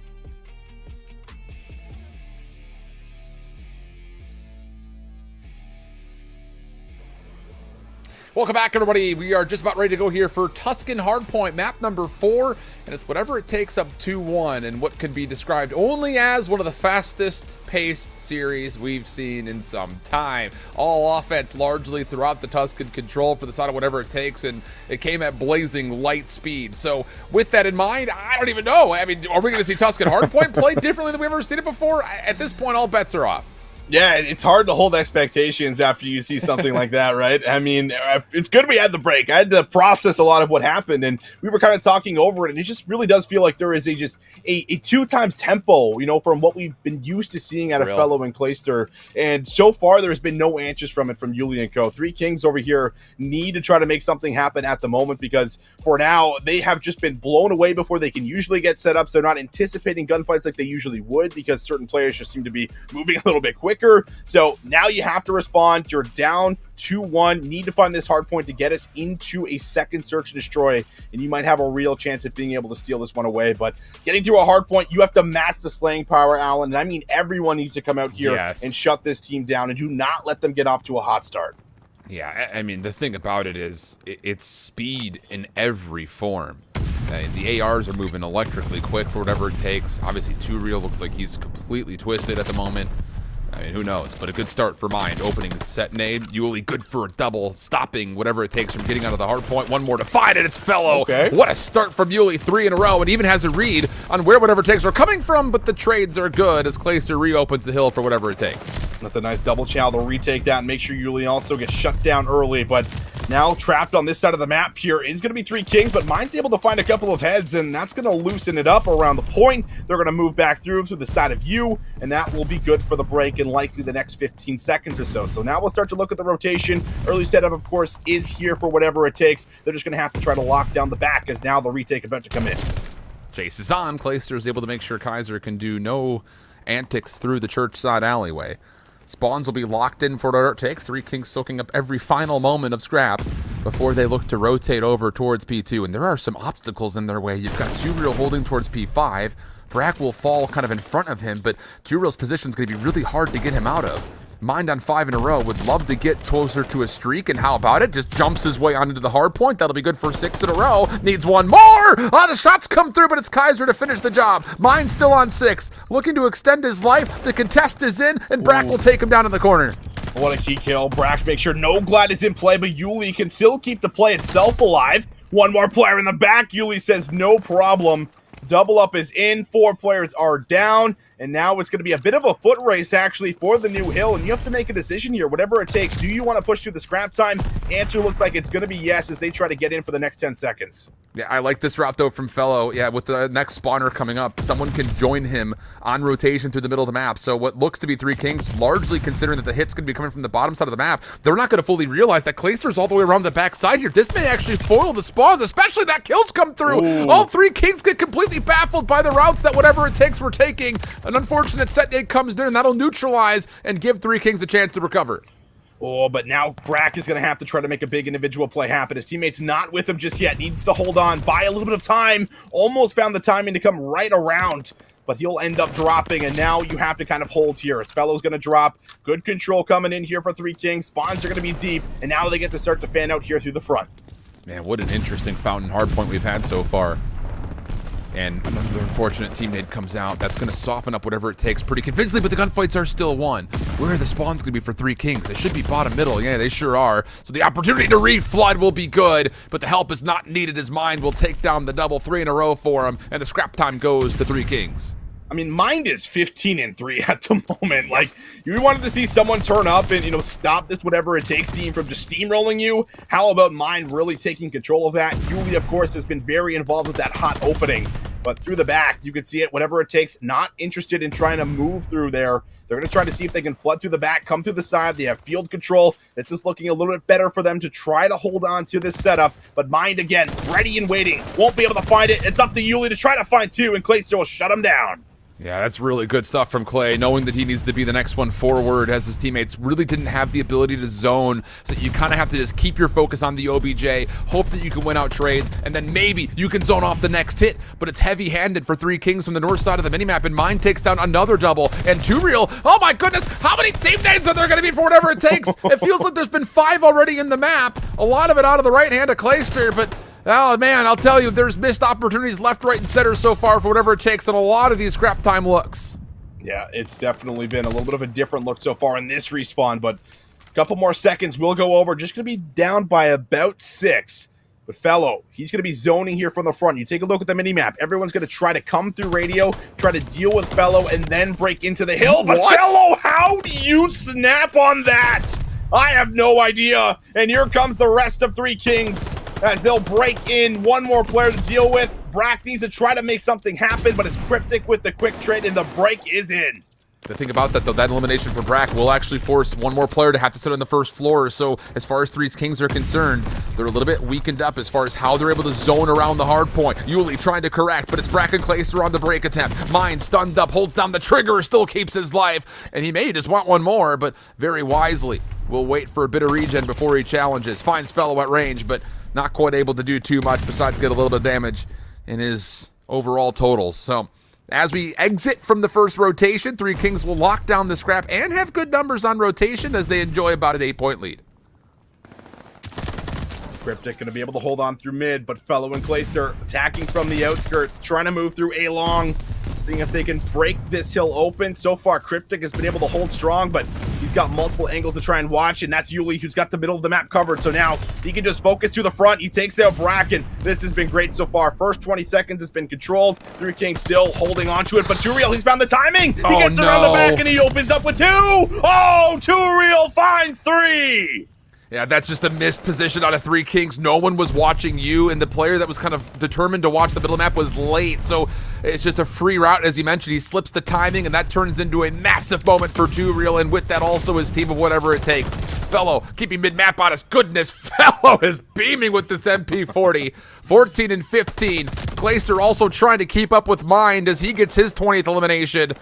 And we've all of a sudden got back to a dead even game. Scrap time still to consider. Oh, and Clayster nearly absolutely put a little bit of a world star in on the Mine, who eventually does get traded out. And we also look down towards the rotation to Column. It's whatever it takes on the hard point first. How many can Turiel get away with here? All right. Only coming up with 1. Now, good news here for Three Kings. They get to the front. Now it's about winning out of these battles here through the back, but the control looking good. Clayster and Brack with the team shots with Fellow up close. I mean, you don't even get a chance to peek as soon as you try to pop your head into that window, and everyone's going to have to stop, but Kaiser has just found 2. Mine looking for the 3rd. That's the break. Unfortunate team kill, but it at least allows whatever it takes to get in there for a moment, and now Cryptic is also trying to respond himself. That force of the team kill is actually massive when it comes down to the fact that whatever it takes never lost spawns. So it softens up how many total numbers are here on the hill for Three Kings, and it actually allows whatever it takes to kind of feel more comfortable sending players on rotation to new, in which Kaiser is about to be hit by 3 different whatever it takes members over the top. Okay, he's able to take down 1. That opens up an opportunity for Yuli maybe to do some work, but his play gets shut down, and the hard point of Fountain will open up blue into whatever it takes favor. The thing about it is it's not a convincing setup as of yet. Three Kings around the back are going to start littering the zone with nades, and Claytus does not realize it. He thinks that they're coming from the mid. That was not the case, and Three Kings get the initial break. Oh, but it's Turiel again that finds the timing to come up the middle of the map, and Brack is there to assist. So the duo here, the champions of the Ultraland, just somehow dealing with almost every single member. Turiel looking for 4 in a row. Goes to the pistol, waiting for the next challenge, and has the confidence just to lay down, go prone, and let his teammates watch over him and just rain down from above, as they'll be able to find a couple more. But this is finally an opportunity for Three Kings to get in there and try to get some of this time. Dude, this has been a rigorous game of Tuscan Hardpoint. I mean, it's just, whew, 2 heavyweights just hitting at each other hard. 195 to 149. Scrap time good for whatever it takes, but the rotation still in question. Yuli not quite able to get into church, and once again, the speed out of whatever it takes allows him to play for scrap and initial at the exact same moments. These are key components that you're looking for out of a potential champion. Stuns don't connect onto Brack in the background. He's got an MP40 in hand, and he gets that into a double. That's not enough to fully anchor, but it does take whatever it takes well over the 200-point mark. Yeah, it's those little moments where Brack buys so much time and now allows his teammates to flourish inside the hard point. 224 to 150 with 30 seconds left. Turiel looking for the glide bomb, but Kaiser's patient play will deny it. However, it's still all about the hard point time, and you cannot let any of it go over to whatever it takes, but they are still maintaining control, and now Mine finds 2. This is their chance to break. Have to get it cleanly as well, and how about it? 4-man feed, full team wipe comes through. And on rotation, numbers can exit from church and start to contest over on angles to get into headquarters. Mind in the middle of the map now finds himself on 4 in a row. Would love to keep contesting topside fire, but Clayster very avidly paying attention to that position. But Kaiser gets one, gets away with his life. There's help nearby. Is it enough, though, is the real question. The answer, no, as Clay and Brack will combine for the 2 needed. Last hit coming up the backside staircase. Brack in a position likely to be able to read this. Good help from Fellow, and that will take whatever it takes, likely over the threshold to get a win. Just comes down to a matter of when, it feels like, as they only need 2 points, and 3 Kings are, well, they need a lot more than that. Just a few more than that, yeah, but Too Real, he gets bro. almost all 4. Mind is trying to stop them right where they stand. The Fellow's going to give this one last good attempt to see if he can get the remaining 2 seconds that's needed. That's 1 kill for him, but Kaiser able to get the trade. It's a complete battle here for the scrap time, and you have to worry about this rotation, but one more gunfight. There it is. Clayster secures the win, and wow. Whatever it takes, they might have changed up a couple of players, but they are still in championship form. Absolutely. I mean, I hate to sit there and say that we've bit off more than we can chew saying something like that because it's game 1 in the group stage. But the thing about it, and where I think we could get excited as kind of fans about this Challenger season, is that was some high-level gameplay coming from both sides. That's why we kind of look at it and see convincing scorelines over both hard points, a very convincing amount and affair over what happened to the Tuscan Control, and you can start using the word championship contender. Probably is the best way of saying it. We don't want to say that they're going to win a championship right now, but well, the it's thing a championship form, you know, not like Yeah, necessarily championships, right? And the thing about it was that we had a first-hand look at it very in-depthly. It looks exactly the way that Major Maniac and Neptune were playing with this roster. Like, absolutely. It looks almost a one-for-one copy-paste of what we saw just 2 weeks ago. So it's definitely an exciting prospect when it comes to what this team could do. On the other side, I mean, hell, 3 Kings cannot be looked at and really be scoffed at because of their performance here. Not. I thought that the way that they played each hard point was well done. It just came down to a couple of moments that they were missing out on a couple of key gunfights where 2 Real popped off for, 3 or 4 in a row, and that could have possibly given us a more tight affair between like 250 to like 230 or something of the nature. But sure, man, this is... Really, it is astonishing to see how fast this whatever it takes team is coming out and playing, because we knew for a fact that 3 Kings Gaming was going to be one of the fastest teams here in North America this season. I mean, absolutely. And overall, I'm just so surprised with how well they just seem to be meshing with one another, like right off the bat. I mean, like, this is not a lot of time now. I'm sure Brack and 2 Real have really sat down with the other 2 players here, Fellow and Clayster, talk over everything that was working for them, their strategies, how they like to play the game, right? And obviously, Clay and Fellow are probably like, listen, you guys just won the Toronto Open, so probably going to listen to how you guys like to play and see if that ends up working for us. And well, it has been clearly working. I mean, this is also, I brought this up in the map number 1, but I just don't think I've seen Clayster in specific play like this, in quite a long time, where it feels like he is really back in his groove. He's finding form. Yeah. He's the one that's also sitting on the time and letting his teammates really flourish, where he probably gets to play that like human UAV role that we always like to talk about, where he's just calling out what to look for, where to go, counting the time, and just allowing his teammates to really take over the map here. So there really seems to be a strong team dynamic, and I mean, it's just still so surprising to me, just looking back over that control, to see them play like that was, something I've just never seen before. So, I mean, a very scary team to say the least here, Alan, and they are certainly looking strong. Wow. I'm impressed. And I still think, when you look at this matchup in the scheme of what the group stage schedule is going to look like, this is an important one in terms of how you position yourself early in the group stage ranking. So for 3 Kings Gaming, they're going to move on to have to play up against Toronto Ultra NA.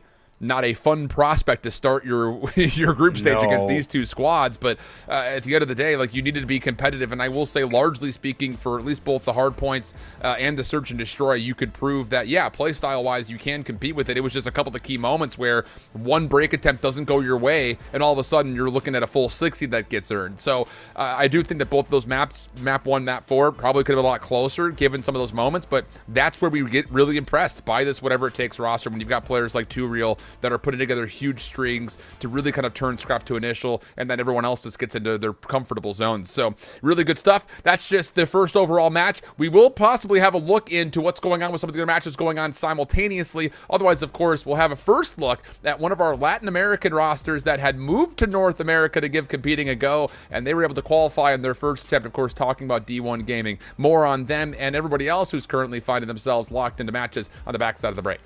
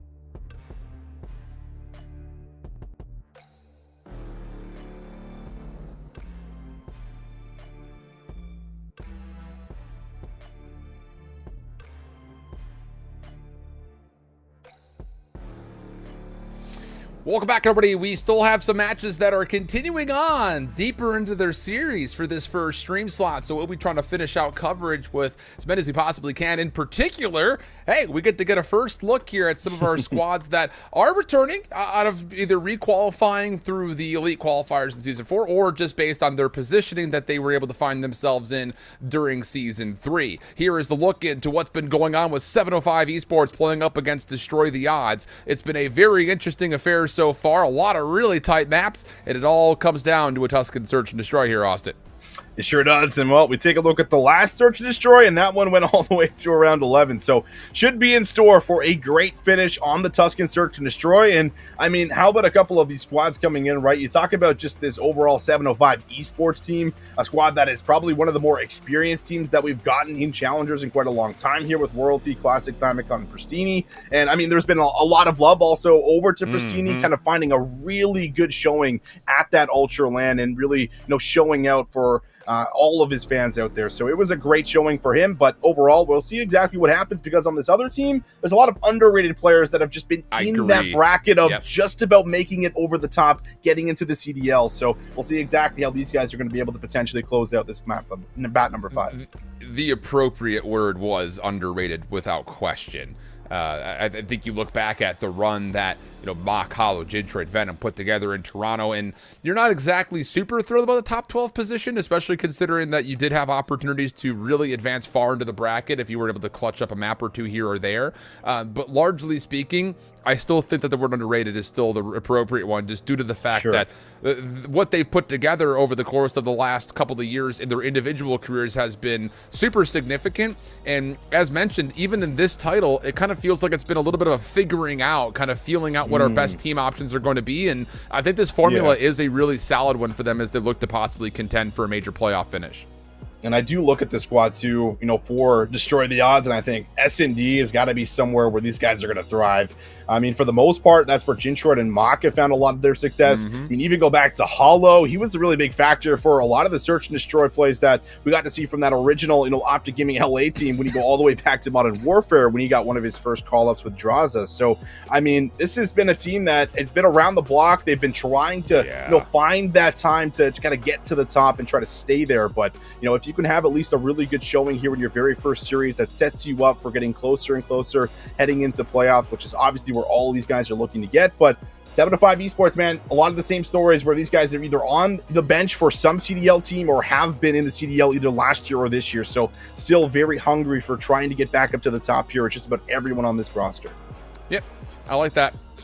And I think the biggest thing, I feel like a lot of people forget about that Optic Gaming LA roster that made that change kind of like in what would have been like Season 4, like Stage 4, like what the current roster format for CDL looks like, where you bring in Hollow and Draza, and they both look super, super good. And I feel like a lot of people forgot about the Hollow part of the conversation. Like, he was a key reason why they got competitive near the end of the year. So I'd be curious, I think, just to see it. Also, just on top of that, you got to remember that he was part of that really significant hybrid gaming team that was really good at the Minnesota Open that year too. So like the Modern Warfare season was a really solid one for him. Cold War is kind of felt like the same situation where it's just like, can we find the right formula? It just feels like all the players had good opportunities to find success last year. It just kind of came down to maybe it taking a little bit too long to find the rosters that you really wanted to make a push for the postseason. And maybe this one will really work out for DTO. But on the other side, just to kind of speak about the roster as well as we're waiting for map number 5, you already mentioned the things about Pristini, but the one player that I feel like everyone was really easy to talk about last year and then we kind of forgot about. How about Diamondcon, my man? Like, New York Savior, was sacrificial in a way because he played for the last couple of days of the regular season with New York, and it actually kept him ineligible to qualify for the Challengers postseason. So he kind of, throws himself on the blades and selflessly makes himself an asset to the subliners, and he doesn't really get a chance to kind of show his stuff at the postseason for Challengers. So, I'm hoping just, as far as he is concerned, getting back to the professional level that he can show out in this season. I hope so too. I mean, it really was like a test at times. We were looking at Diamondcon. Okay, like how is he going to stack up against something like an Optic Texas at the time, or I guess Huntsman at the time? How is he going to be able to do it? And for overall, it felt like he was always holding his own. He was always impactful, slaying out, and even had like a couple of really big plays. Remember, like back in like some search history, like Miami, like some 1v2, like unbelievable plays, right, that were happening. So I mean, someone for like Diamondcon, I got a chance to talk to him at the Ultraland, and it really does feel like he's trying to do everything he can to put himself back in the limelight. Right, it's been a long time since he's had that opportunity to kind of be at the top after having a great showing. He was in a very awful situation. So for someone like him, back with his dual royalty, I'm sure they would love to have a chance to be able to try to work to the top again. But not easy, man. When there's only 48 spots in the league, everyone's fighting for them, and you have to have strong performances, through these elites, specifically, at these later stages when there's a lot of eyes on looking for pickups going into the next year. You have to make yourself, force yourself into the conversation, more or less. Yep. I think that's absolutely the case. It's just one of those things that, for a player like Royalty, for instance, I think you could look at his pickup at the beginning of the year and say that's kind of lucky, because the start of the season was not necessarily the greatest when it compares to some of his other titles in the past.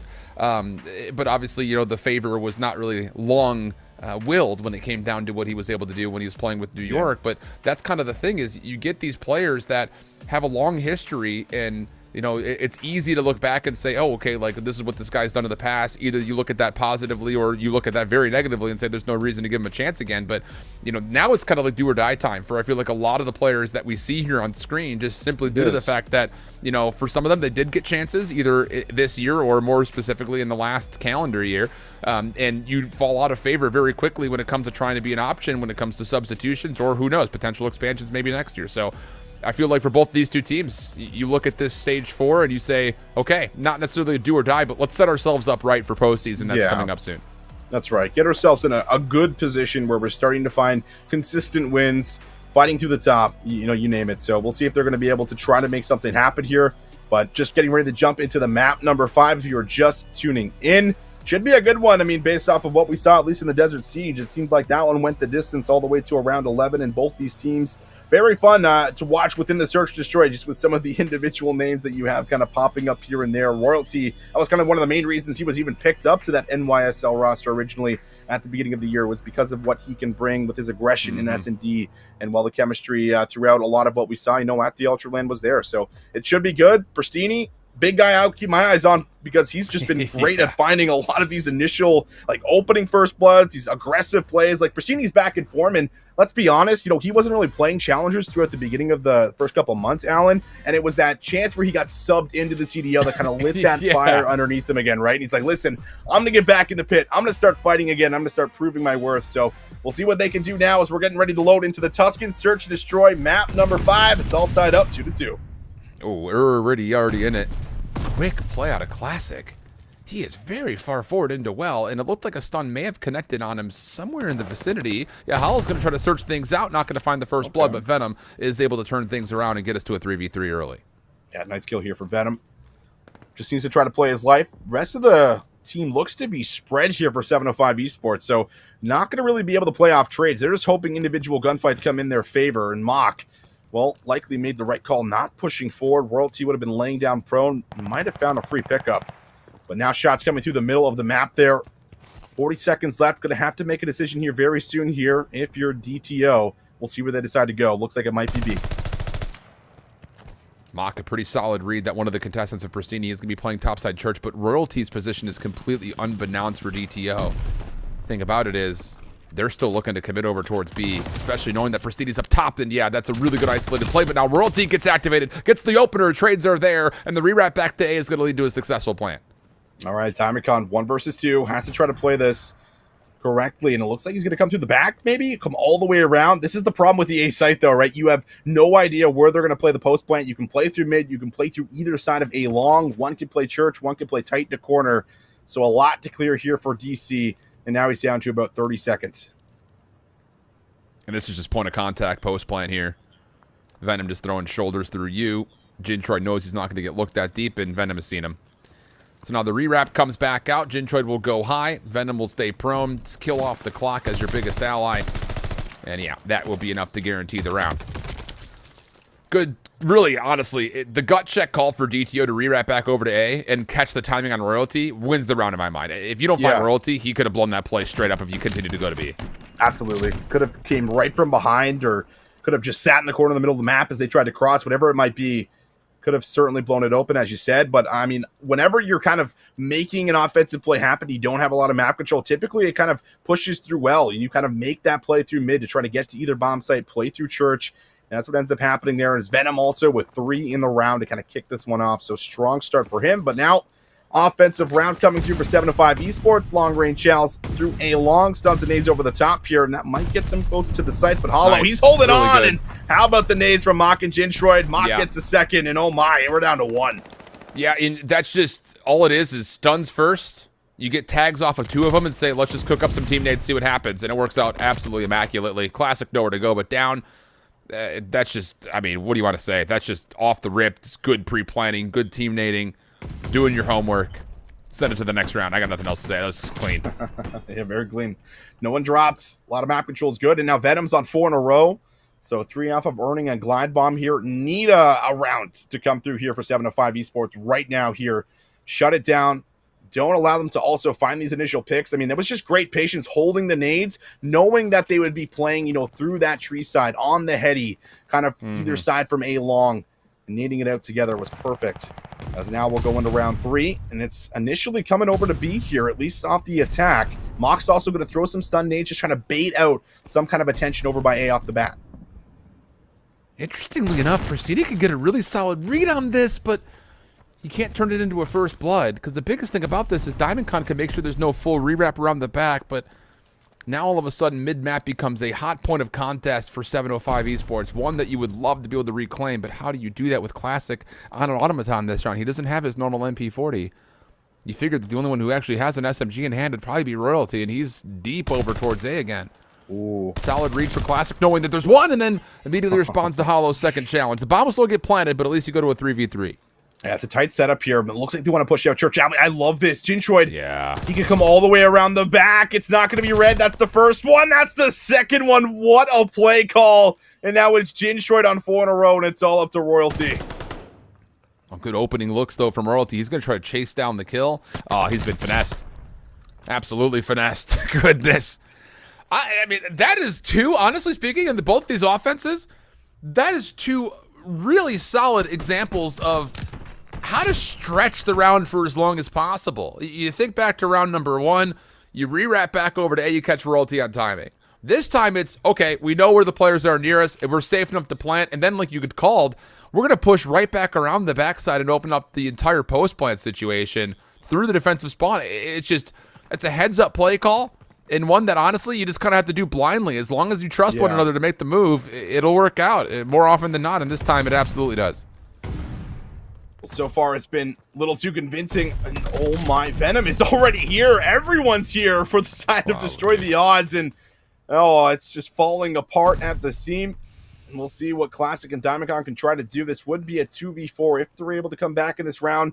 Classic still has that bomb and is able to get one, but where do you go from here? You have to force something. And honestly, if Classic can get a bit of information here in this corner peek, I say maybe you can just get the intel and say, okay, well, if they're stacked up over towards topside B, maybe we can get a plant off at A and at least give us a 2v3 post plant. The biggest thing about it is Jintroid on 4 is all the way in the back of your spawn, so you really can't comfortably rotate to B. And without getting any information over towards B, you're kind of forced to have to play here at A. And okay, this is the right move. Give yourself an opportunity to play a 2v3 with a limited amount of time here for the retake. You need this round. Venom's 1 off of a glide. You cannot allow him to earn this. Jintroid, okay, that's the first one, and now they're able to clear out 1 through the back, so that will put us into the 2 versus 2. Diamondcon's able to get into the clutch spot, and in top fire, Venom's still looking for that final kill to earn the glide, and he's punished. DC gets there, and it's all up to Hollow in a 1v2. He gets information though on both of them, lots of damage confirmed. Pistol now out, wants to finish off the reverse elimination, but that is, honestly speaking, it's a great play from 705. It's the only play available to you, but on the flip side, if you're DTO, is it too passive? I mean, it feels that way. I mean, you get the 1v1 that I guess you technically were set up for in the backside of the offensive spawn with Diamondcon. You just lose it, but why even risk playing the 1v1 from that position when you're untradeable? It just feels like it may have been a bit too reserved from DTO, and it breathes a little bit of life into the lungs of 705 as they get on the board. So huge. Venom dies, one off the glide. Jintroid dies on his force free. So not very well. Could have just started to make the comeback happen here after that first round. Great nade comes out from Royalty. It will connect, and middle map control is good. Pristini layers the second nade, so good team nades will be able to find a first blood onto Mach, and now everyone on the other side of the map here for DTO is starting to work through well, starting to work through the middle of the map. Yeah. Classic very far forward will stop any rotators to get back over towards the A fields, but at the same moment when you're down kind of in this low elbow area, you don't necessarily have good confidence that your back is always safe. So a little bit of second guessing on this forward defensive position. You're not going to feel extra comfortable, but you do love your odds of catching somebody off guard. Pristini, the only line of defense over towards B. Good shots come through, but he needs to keep his life, and very wisely he backs off to make sure that he can keep this a 4v3. Venom spots out Classic, but won't be able to finish out the gunfight. Both taking a bit of damage. Information now gifted over, but Jintroid, he's going to try to stick this plant. He might be able to get this off. Meanwhile, Trade's going through. Now it's up to Hollow and Jintroid to try to clutch out this round. And Jintroid's a little bit stuck. He needs to get a little bit more space between him and the rest of these 705 players. And Pristini's hopped. Pristini has hopped the bomb. Hollow's not going to get a chance to really check this, and Pristini is going to lock down the defuse by way of just saying, just make sure I stay alive, please. Love that play. I love when players hop with a bomb like that. I mean, you always know I do, because I always bring up this point right after, because it makes you start to look at the bomb a little bit more frequently, and you can kind of play off of that, play into your opponent's heads going forward. So I love that play call from Pristini. Good to be able to secure that round, and after a rough start here, now it's 2 in a row. Diamondcon over the top, just misses wide over Jintroid.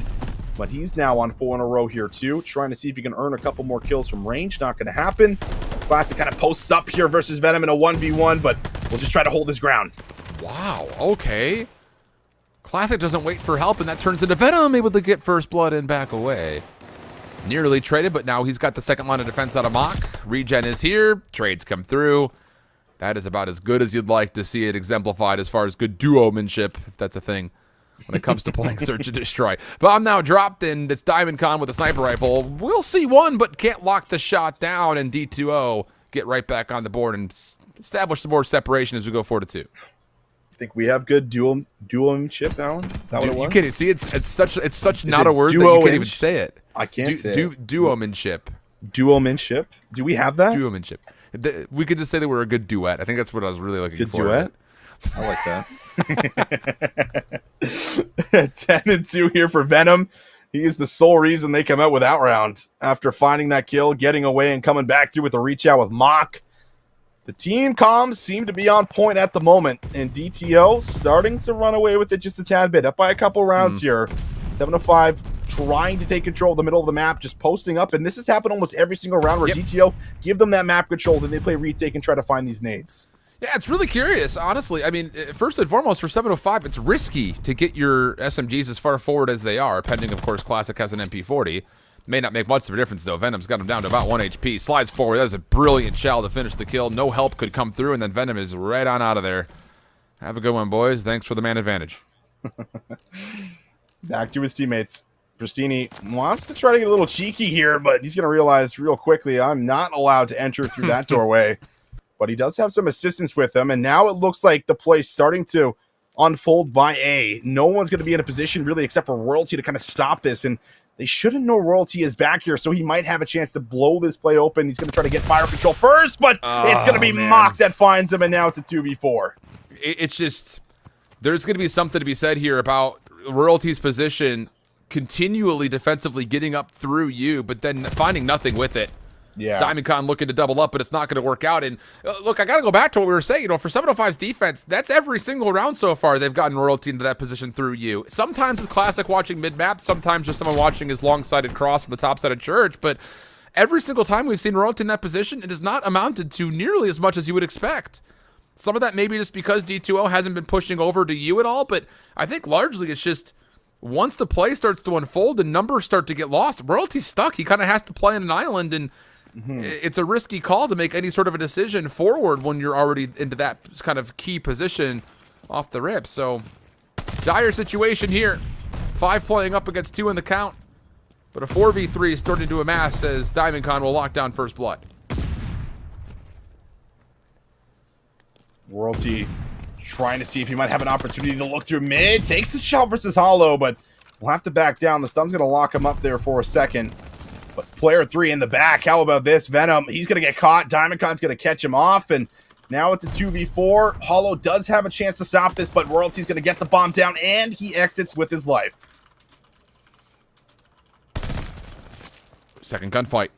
Not going to amount into anything. And for a 2v4... 705 is not moving around the map. Like, this actually gives D2O maybe a realistic chance, but now it's just down onto Hollow. Good first trade. Eludes the second, but nothing more afterwards. So 705 able to at least get some significant pressure through the middle of the map this time, finding a couple of good opening eliminations. And they themselves enjoy a pretty significant man advantage that they can take home with them. But problem about it is that's one of what has to be 4 in a row here, Austin. And I'm curious to see defensively, is this going to be Royalty pushed up through you again, or are we going to see something a little bit more reserved out of a 705? Yeah, that's exactly where I was about to take the conversation, because it does feel like overall they've been able to just kind of sit in the middle of the map, and DTO has just allowed it, saying, okay, that's fine. We're going to either work through well a little bit late, nade stun you out, and then just try to work for this plant a little bit later into the round. But Royalty, here we go with a little bit of flare through the middle of the map. The stun locks them up, and it's the wallbang there. But Pristini at least is able to get the trade, so they do even out. 3 versus 3 will go. And Classic is, get out of there. Get out of there. Get out of there, brother. Oh, slides back, and he does stay safe. I was going to say he's in a great spot to maybe get behind the play of D2O, but very wisely destroy the odds, come back to it, but it doesn't make a difference. They still get caught off guard no matter what over towards B anyways. So now the bomb once again. Down over towards Fire. Hollow for the 1v3. Lots of time to play with, and 705 are going to give him a chance to isolate maybe one, depending on the timing. 8 HP. Hollow's not going to win that secondary peak at that health cool level. And 705 now just down to within 1. I like that. I mean, you kind of forced the information that time around, right? You're not just sitting and waiting for you to get surprised. It's like, oh, they pushed through well again, guys. So they knitted us out. They're hitting it late. It's just, let's run up middle. Let's try to get some information. And luckily, the stun over the top from Pristini does get that trade after Royalty drops, but it allows them to get the rest of the info as well. So it's a good adaptation coming through. A little bit of aggression thrown in there, but now you got to keep it going. 705 Esports back in the attack. They've favored A so far. They've been able to at least get a couple plants down. We'll see if they go for it again. Look at the difference out of D2O. They're actually heavy stacked over towards A, but the set nades offensively work out. That's good first blood out of 705. And they're immediately going to kind of stun their retreat and their rotation over towards B. Next one up defensively is Mach. I don't know if he saw the door open or not, but he's already on a move to play a more reserved position. And look at Venom. He snuck down through well to block any re-wrap back over the middle of the map. So if there is a plant towards A, 705 are going to be pretty much revealing their position simply due to the fact that Venom is watching mid. Classic trying to over him. Oh, great job from our German teammate. Classic. He's going to look down. He's going to be like, what the? Classic? Wait, hello? Classic? Hello? Classic? No way does he go down. Okay, he gets the trade, but still shouldn't even have happened. And now we'll see if Classic can work for another. He doesn't see the player in the back here. Hollow doesn't see him either, dude. What is happening? Cue the Benny Hill music. Bomb planted. 2v2 we go. Post plant getting set up for 705 to topside Fire. Hollow watching the mid cross. Gonna scope a lot of this out. Mach up top. Wallbang is good. Pristini's gonna have to check to make sure no one's on the defuse, and he will see that no one's on it. So now where is Pristini? 1v2. Hollow hops on for the defuse. Pristini to check. Team shots. Wow. Mach just waiting for it. What a weird round of search and destroy, but it's a map 5 win for D2O as they get themselves on the board in their group stage. Wow, oh, man. Well, it was certainly a fun one, I'll say that, but Man, oh man. I mean, maybe that round goes completely different if Classic finds that kill through the middle of the map, because I'm not sure who dropped at you, but that player, likely frustrated with the fact that, hey man, I thought you had middle, and they're able to fly right through, find that kill, and get out. And I mean, they're just kind of right underneath each other for the longest time there. And looking over that one, it's probably going to sting a little bit there, because Classic had the opportunity to not only find that kill, but also find Hollow as he pushed through P5. So couple unfortunate moments don't go their way. They have to make that comeback after falling down early, and that's off the back end of that opening 3-round spree that we saw them go on there, Alan. Absolutely. So DTO, they get themselves into a really solid. They'll actually play up against whatever it takes next. So we've got two teams at 1-0. They're going to be squaring off. But for our intents and purposes here on the broadcast, it's time to start thinking about Latin America. I know that the Spanish fan base is going to be really supporting it. Of course, the Latin Americans, you're probably going to be coming out in force. So I'm sure that it's going to be a lot of support in the chat for D1. They'll actually be playing up, though, against this 705 roster who will now be looking to bounce back. And it's one of those that on the schedule, you sit there and say, we have to find a win to go 1-1 on the day. We'll see how things unfold. We'll head off to a break and be back with our second series right after this.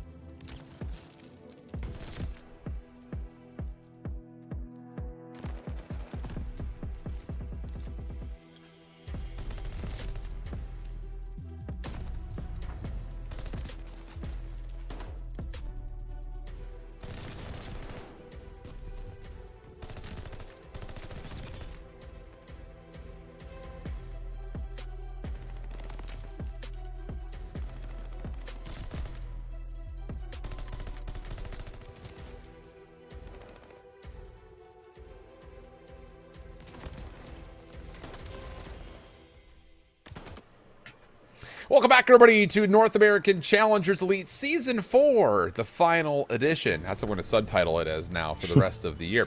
We've got a really interesting matchup here, and one that I think a lot of people are going to be really excited about. We came off of a really fun series, not only in our first looking at Three Kings, whatever it takes, but also a very entertaining map 5 between Destroy the Odds and 705. 705 now returns to the main featured broadcast here, and they're going up against Latin America's first attempt and first offer towards competing in Challengers Elite. Aaron Sukri, Rupert, Thresh, and Trakes made the move into both Texas and Florida to give themselves a chance at Austin. How cool is it they found a way to actually elite qualify into Season 4? Oh, it's amazing, man. I think it's so big for this entire region to make that kind of a commitment, moved over to America and try to see if you can make something happen here. And what do? They break into that qualifier, have a great showing through the majority of it, and are able to now actually compete against the best that we have. So I think it's incredible for these guys. There's a lot to prove, and we'll see if D1 Gaming can actually come out here and potentially, take down a 705 Esports that did just suffer a really tough loss here. So we'll see if they can do it as we take a look at their team profile. Yeah, the really cool thing about this roster is not only are they obviously representing Latin America here at Challengers Elite, but the D1 Gaming organization has made some pretty significant waves throughout both the Minnesota Open and as well as in the Toronto Open. So It's kind of a big shout out to the organization at large to also kind of keep supporting Latin American players. For this team of 4 in particular, they did only fall into a top 32 position at Toronto, but I think the biggest thing about it is the commitment, right? I mean, you've got Sukri and Trakes who moved from Argentina and Chile to get to Florida to give themselves a realistic look. It kind of reminds you of like situations from like Cruz last year moving from APAC to get into the mix, and kind of the same thing from Vickel's perspective here, moving from Spain to give himself a realistic chance. So it's just cool to see that players and organizations are giving themselves the best chance possible to try to make moves towards potentially a professional career. Yeah, I think it really does show a lot. And I mean, it is huge for all of the supporters because, listen, there is a lot of LATAM support out there. And I mean, they got to be behind their boys that have a chance to be able to maybe make something happen. So, I mean, I think a lot of us are very excited to see how this squad's going to end up doing in particular. And I mean, overall, I think the S&Ds is something that they also have gotten down. That's something where I think they can thrive. It's more or less doing it in the respawns, and you might be able to do it up against the 705 team that did just suffer, again, a really tough defeat here. So this is a great opportunity to get a win on the board in day number 1. Yeah, for both of these two teams, actually, as we take a look over towards 705 more particularly, as far as, obviously we saw their map number 5, but we did. The rest of the roster is looking to try to, find their first win here, too, in the group stage. Obviously, a map 5 loss means that in the overall placings, by map count, they kind of sneak up a little bit higher. But for DiamondCon Classic, Pristini, and Royalty, top 8 finish at Toronto is going to feel a little bit left desired as far as their opportunities to possibly make it in towards that final day, maybe even get to maybe a top 4 spot. But Pristini, we talked about him a little bit as we were getting into that map 5. He's been doing everything you could possibly want him to do after his little substitution last second with Atlanta, right back into the pit. And wow, how good has he been over the course of the last couple of weeks? Well, 99.6 Slayer rating is pretty damn good, that's for sure. And I mean, we were seeing it firsthand what Pristini was doing, is off stream as well with some of the side stations on just the type of impact that he brings to the table. It's still that super aggressive Pristini that really thrives in like this type of game. We saw it a lot in Modern Warfare when he was brought on to the Huntsman lineup. His aggression really paid off at times, and we got to see it a lot, of course, on land there in Vanguard. So, I mean, it's a matter of trying to now translate some of that success that you were finding over to some of these online matchups. It's not as easy to do it, especially for a lot of these vets that have been playing in front of crowds for a very long time, but you need to. It's necessary. In a lot of ways, this could be like a really good, stepping stone for you to build off of if you can have some kind of a convincing series, up against your opposition here. Absolutely the case. Must-win situation, it feels like, for both of these two teams. I think the biggest thing is, we say this every single season, you just don't want to go down after your first day 0-2 and put yourself in a position to where you have to essentially start to win out very difficult series. So here's the layout as far as what we're going to get for both of these two teams. The Tusken Hardpoint, Bocage, Search and Destroy, and then Gavudu in the middle before we repeat that process with the Bocage Hardpoint and a Tusken Search to potentially finish us off through all 5. Yeah, so going back to a Tusken S&D, we just saw that one play out there for us. Might not end up getting there, but I look at least some of these, earlier maps, and I think of like a Bocage. You can make a lot happen on a Bocage, Search and Destroy, as well as a Hardpoint here. So I think that's really good news for a team like D1 Gaming that might be able to start to, get something going, build some of that momentum, start to run away with it. And I mean, try to crush 705 Esports right at the gates, I feel like could be the big factor here. after suffering, a really tough defeat. And again, Royalty leaves that lobby. There's probably some frustration. They probably know they should not be losing in that type of situation, just with a lot of those rounds, the way they played out. So, I mean, overall, you have to reset your head, but this could be a really good map set, I feel like, here for D1 Gaming to come in with. Yeah, and the thing about it is we've seen, at least based on the results, some of the experience already come through on this map mode combinations that we have in front of us. Most specifically against Ironblood, it was a 250 to 151 loss for D1 on the Tuscan hardpoint. And then there was a little bit of a kerfuffle on the Gavudu control. They lost 3-1 there as well. But yeah, you're starting to build the reps back in. And, let's just say it the way it needs to be said. This will be the first major look for these 4 players at some of the best in North America on a routine basis, like outside of playing them in a cup or outside of playing them at an open somewhere, whether it be Minnesota or in particular this group of 4 at Toronto. So now that you're getting regular rehearsal reps, that's the one thing that I think a lot of people always say about APAC and now Latin America, that there's a challenger scene there, is the level of practice that they're getting is not consistently as good as what you see in North America and Europe. Sure. That conversation now becomes off the table because you're going to get consistent looks over the course of at least the next 2 weeks for D1 Gaming as they pursue this group stage. So we'll see if they've been able to kind of make instant adjustments after their loss to Ironblood in this map mode combo. It'll be Waldo and Shane that are taking us through the action throughout this series. And, well, I think the only word we could say for all of the D1 and Latin American fans that are out there, vamos, amigos. Let's get this thing started. Let's get into it, man. Here we go. First look at Latin America here on the mainstream. How are they going to be able to fare off the rip? Rupert kind of waiting pretty patiently through the front, but it's going to be Trakes that's able to at least open up with one here through the middle of the map here, trying to create some space, maybe make an individual play, trying to spot out everyone here through top fire, and those are a couple of good kills. That's the Well third, done. and this is their chance to get in. Yeah, off the rip, it's just not the greatest look that you're intending to put together for D1, so the patience has to come through, and it's just a really good awareness play out of Trakes to keep your life, wait for help, and then explode on towards the hard point. But can you find more? As now he's really the last one left remaining for D1. 3 in a row for Trakes. Not sure which way to look. It was Pristini who came back through you to get his trade and make sure that the streaks were only marginally earned. So 10 seconds to play here on Scrap. Already over 30 points or 705, and it's D1 who have to default to kind of giving away the scrap in favor of playing for the rotation. Oh, Classic is able to slip through, though, right under Trakes through bottom church, and now he's starting to make something happen through the back, but the spawns look to be good. Right on top of the tank. Pristini tries to get back there as well, finds Trakes, and now it's Classic who's only able to find one more, but a chance to be able to still interrupt the spawns or at least delay the setup here is good. And now kills starting to follow for D1 Gaming. They're working from the back, but the stuns and nades starting to flood on through. A lot of them are coming a bit empty. Classic looking to double up. He is able to convert on Classic for 3. A little turn back over to Trakes. Knows where Aaron is positioned, but Aaron's done well. Nice little double. Make that a triple for him. So the response well put together for D1 after the explosivity comes out of Classic's MP40, which, by the way, he's not done yet, but Aaron has also got something up his sleeves.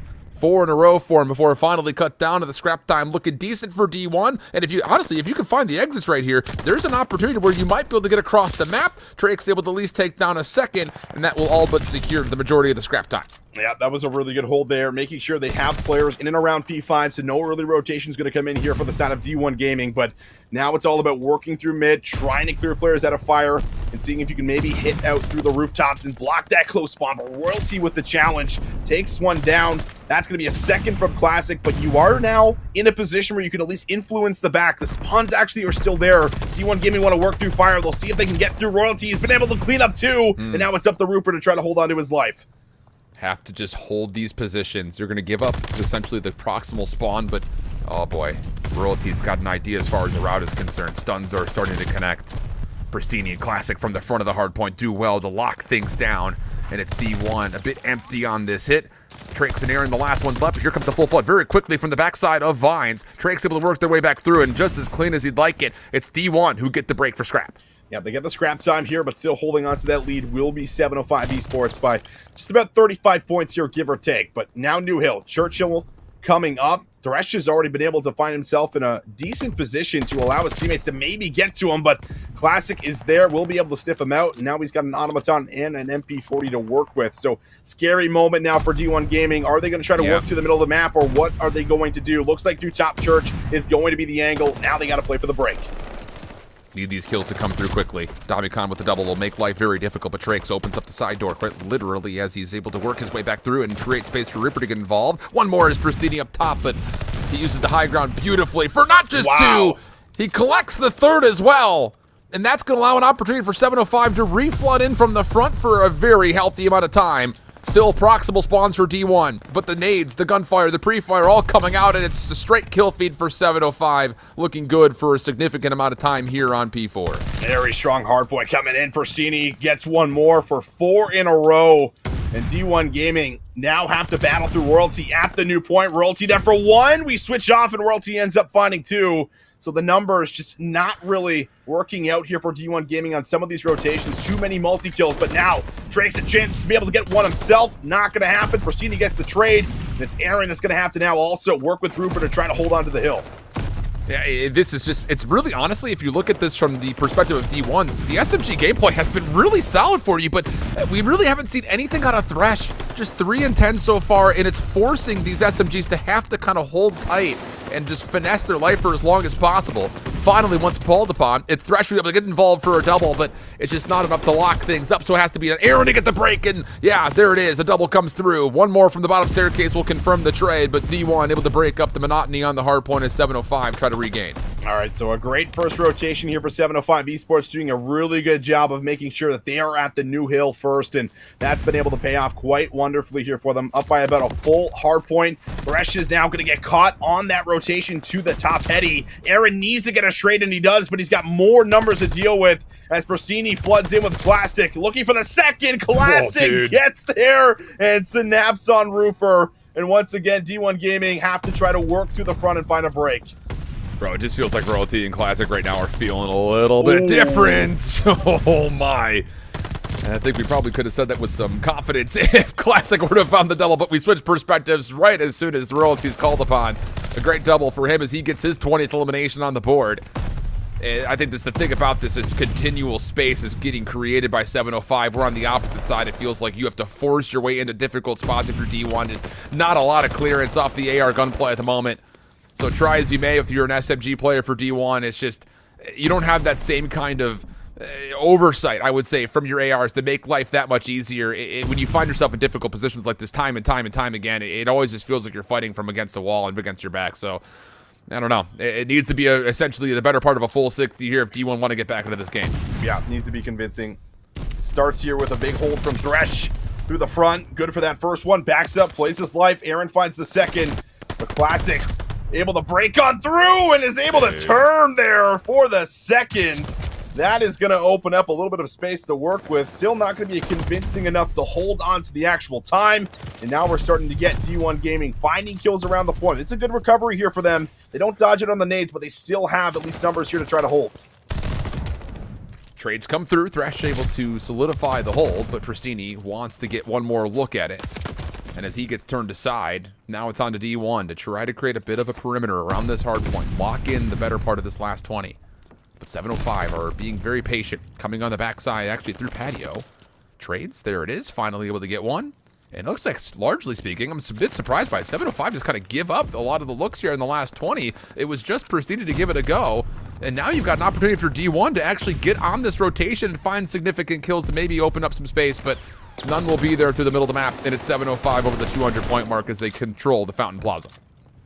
They're going to know exactly where Thresh is, too, and Damikon doesn't get traded, so Regen now coming back, and he gets assistance there from Classic. That's good for one. Royalty and Pristini still working through the front of the point. They've been great so far. Pristini has been stacking up time, ready for that next challenge, and now then through the back, we'll see them get through. D1 Gaming going to be able to get control of the point, but have to win the battles, and 705 Esports, they are right here with their team push. They are ready, but it's Thresh and Drakes that both win some big one-on-ones. Look, I think you said it. It's going to be the easiest way for us to recap this match at the moment is you're in the right positions, but you have to win the gunfights. And at the moment, the gunfights just are not being won. Royalty, come on. It's just a little bit different here from Classic and Royalty. 25 and 20, 24 and 19 for either of them. Even though Thresh has started to bring his own personal performance back, it's definitely a day late and $1 short for sure. Looks to be the case here. Just could likely get it done on the Churchill. Another 22 points or so will be good. Classic's going to work to the back just like he did last time. We'll see if he's going to be able to find Aaron. Suncheck comes out, and, well, it does get caught on the mantle there with some shots. Aaron's going to reposition and, well, realizes, hey, I actually got to put some focus maybe on the point. So he's got to just dip from the back, try to make something happen through the front, and not going to be able to win that battle. And now desperation mode is in. You're going to have to go Mammoth, and Rupper's able to come up with 2, but still 15 seconds for the win here for 705 Esports. Yeah, it all feels very scrambly as we continue to move through these close quarter hard points for D1. When normally I think you're looking at hard points like this, when you win a rotation to P4, you need to lock down one of the major lanes, whether they be out towards fields or down towards the bottom rooftop side, and then everyone else can just kind of focus on what's left open. And that just really wasn't there for D1. It felt like everyone's just kind of searching for information in these really tight little areas, and doesn't really allow them a chance to get a read on where the numbers are coming from. And it almost feels a bit panicky for D1 overall. And some of that I think is just due to the lack of establishment of AR pressure. You don't have the ability for an automaton to shut down one of those lanes. So as a sub, you feel more obligated to hit these little midi routes and pinches when they're really not available for you to do that. So I think it's one of those things that even in the best looks for D1, gunfights were just not really going their way, and you just cannot survive through a Tuscan hardpoint if that continues to be the case.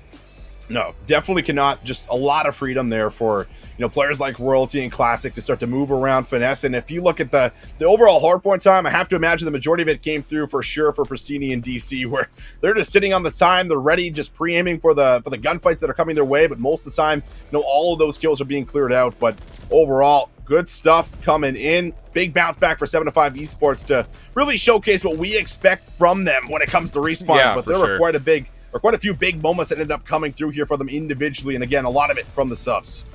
Yeah, I think the confidence there, we talk about Classic's ability to really dominate a search and destroy, and over the course of the last couple of years now, kind of into when he was playing in the Modern Warfare year, it just felt like there were so many times in Respawn where you look at his performances and the gunfights that he's taken, you just say, man, we really just needed to see more from him to kind of open up or establish holds in the hard points particularly. That was so much better executed here from Classic, and I think a lot of it is just the fact that it feels like watching him and Royalty play together, there's a very clear-cut mindset around who's going to do what at every individual moment. Like, it feels like Royalty's focus is definitely almost all the way towards the objective, whereas Classic feels like he wants to create space around the objective or be the first one on rotation, and sometimes that leads to a successful ability for him to get initial time. But I kind of just like the idea of how they maybe even break up who does what as far as their main overall focus is concerned, because when you've got the ability to kind of run through an objective if you're Classic, or if you're Royalty, kind of establish a hold,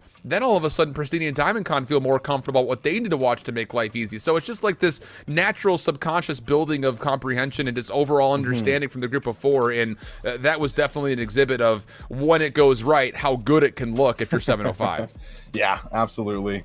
250, 149, convincing start to the first respawn, but we start to turn our attention over to the search and destroy, and that's where I think we expect maybe the D1 Gaming Squad to come alive a little bit, potentially pull off a win. It's just a matter of if they do, where are they going to find that respawn win here in the series to maybe get us to a map number 5. And we always talk about being a 2-3-5 team, but even then, 705 Esports, pretty good when it comes down to the controls. So you have to try to come through, make sure that you're at least going to be able to come away with some potential rounds here up against a squad that has at least shown a little bit of weakness when it comes to search and destroy, especially when we were watching over on Tuscan. You got to see how their opposition started to pick them apart with some of the nades and some of the aggression, over-aggressive plays coming through for Royalty at times. So we'll see if they've been able to pick up on any of that, or if they will during the matchup, because this is the map we're really expecting them to win. Yeah. Absolutely, and I think just largely speaking, it needs to be as well. I mean, it does. When you consider a team that is brand new to the elite, no matter where you come from, the ability to win 2s and 5s gives you the ability to surprise and get wins when they are needed most in the overall group stage, if not also potentially in the playoffs. I mean, I think we even saw that in the first 2 seasons in particular on both EU and North American regions, where a team that was like, oh man, they're lucky to be in playoffs, we'll see what happens, and then they all of a sudden surprise into like the grand finals because they're so good at the 2-3-5. It's like, okay, hold on a second, because let's be candid, like when it comes down to hardpoint in particular, you expect that there's going to be growing pains as a new team in the elite, just because you don't normally get the ability to scrim them on a regular basis. But your ability to build out a search and destroy playbook doesn't necessarily merit the, oh, we have to play somebody good to do it. Like, you could dissect and really clinically break down what you're doing right, what you're doing wrong on a whiteboard app, essentially. So we'll see kind of if that's going to be in play, and I think for D1, hopefully you can showcase that here to the main broadcast. Yeah, and it is a Bocage. I mean, even coming back to the series set overall, like, if you do win this Search and Destroy, then you're guaranteed at least a Bocage hardpoint. And now I'm always a big believer that, hey, listen, anything can happen on a Bocage hardpoint. It's really fast paced. Sometimes you like to get lost in the sauce, is what I like to say. At times where it can just get too chaotic and you don't always, keep track of where everyone is because it's just such a close range map. If you can win this S&D, maybe there's an argument to try to win that Bocage hardpoint, or maybe even the Gavutsu if we see some more from the ARs. But looks like we're well into the Search already, and Royalty is just flying down the middle of the map. It will be traded, and right away, with a minute on the clock, we have a 2 versus 2 on our hands. Look how still committed Classic and Diamondcon are. This is a very risky move. And depending on the timing here, Diamondcon may find himself in between the last 2 D1 members, or he'll find himself behind them. Oh, goodness. It's a difference of 3 footsteps in either direction. Yeah. That could have looked very different, but Diamondcon does stay alive behind the play and gets Bolt to clutch up the round. Man, even if someone just decides to go outer there for a second, right, the other player just gets probably the free trade coming around the other side. So, yeah, that one's going to sting. You're like, are you serious? He was right there, probably running no dead silence either. Has it available now, but 3-0 holding the pre-aim, which is kind of waiting for that shot to come into his sight, and he turns for it. Good stuff from DC. Little 1v2. 705 Esports off to a good start as they're now on the attack. Very reserved setup for D1 Gaming on the defense. Trake's just hunting for information through the woodwork up top at Grandma's, while everyone else is just essentially playing point of contact. Oh, and I was going to say, this is one of those moments where you get caught. All of a sudden, the defense feels like you have to make a play, right? You have no information anymore. You're completely blind outside of what may cross the long lines of sight past the A and B bomb site. Aaron's got to feel very uncomfortable right now. Yeah, likely. He's got to watch a lot right now. He has to watch this A push through with the help of his teammate on the back tank. Kind of watch up this mid alley. But oh my, look at this. Everyone flooding through the back. And is there any trades that come through? Royalty's able to escape after getting tagged quite heavily. So still numbers for 705 Esports. They'll hold on to this 3 versus 2. With 30 seconds left, it looks like it's going to be a wrap over to B. D1's going to be late to this rotation, but they will have the awareness that this play is likely going B. This comes down to will they commit to this, because Rupert is starting to move away from the A zone. So is Thresh on the backside of the defensive spawns. Diamondcon's watching the initial cross over through tower, and he will likely activate and be the alarm system for Pristini, although he does look away at the exact wrong moments. So maybe a chance for Thresh to get a kill in the corner, but no, Pristini very aware of it. And now it's just down to Rupert, where are you?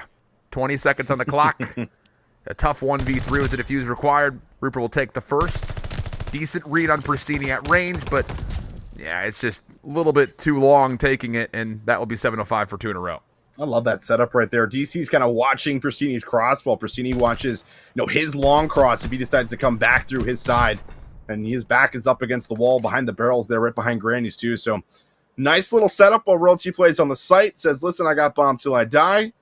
And that will be good for first 2 opening rounds here. 705 Esports showing us that they have certainly perfected some of their strats within Search on Bocage. But D1 Gaming need to now find something. We'll see if they decide to pull some of this aggression off, perhaps, coming in towards this 3rd round. Open nades will go right over the top of the A site. Once again, it's Classic moving with Royalty. Aggressive through river. That'll work for first blood, and immediately you track back, knowing you've got to kind of recover the middle of the map here. And look at the play. Little peek push of Grandma's door. Already back in towards mid, but Aaron's up top. This is a great position for him to be. Capitalizes on 1 for free, turns this to a 3v3, and all of a sudden it's 705 who seem to be scrambling. Oh, but Aaron still needs to kind of find a way out, and Rupert's going to come to him. So they're just going to kind of stack up top here, maybe assuming that 705 Esports might try to play a retake through top Grannies, but now Aaron's able to exit. Outside, might be able to drop this bomb. There's still so much that has not been cleared, however, but Aaron's going to try to lay it. Yeah, I think this is actually the right call. You've got Thresh kind of behind you, making sure no one's going to hit close by, either through water or backside barn, and now it's just down to 1v1, and Royalty takes down Aaron from the interior. So now Rupert kind of has to keep an eye from the top side, and oh no, Thresh just gets mantled on the opposite side of the tank gun. Never saw Classic. Rooper at range, has a pistol in hand. Needs to also make sure no one's on the defuse, and it's not going to make a difference. The team shots come out. Good patience out of Royalty to allow Classic to get back into the mix once again. That's just really good teamwork once more. Yeah, it was. Like, Classic, sees him in the back there. A lot of players might take that immediate challenge, but he knows that Royalty is not in position to find that trade right away. So it's all about buying a little bit of time, tucking yourself in that corner, and then going for that double challenge to guarantee that you find that kill. And that's exactly what happens. But just a lot of patience displayed throughout that entire round with Royalty laying down, inside of Granny's, just ready and waiting for someone to start to go running through, stomping around, and finds another big pickup. So good stuff here. I mean, that's really all I've been saying, because it's been 705 Esports with 3 straight rounds, and you need an answer if you're D1. Classic will stun check to open the doors in the front. D1 Gaming largely playing up top and towards mid, and a long-range gunfight will echo across the riverfront for first blood by the hand of Rupert. Classic hoping for some wall bangs, no hit markers this time around, and D1 will sustain the first 30 seconds with a 4v3. Oh, Royalty's going to go. He's going to go, and he wins the battle. Dude. Wow, what another first blood coming in. Royalty able to find it. Risky play with the bomb, but no hesitation. And now with the 3 versus 3. Now 3v2. Makes it a little bit more tricky to try to make something happen with the bomb plan here. So a good pickup from Aaron is going to be able to relieve just a bit of that stress. And now we're down to about 35 seconds.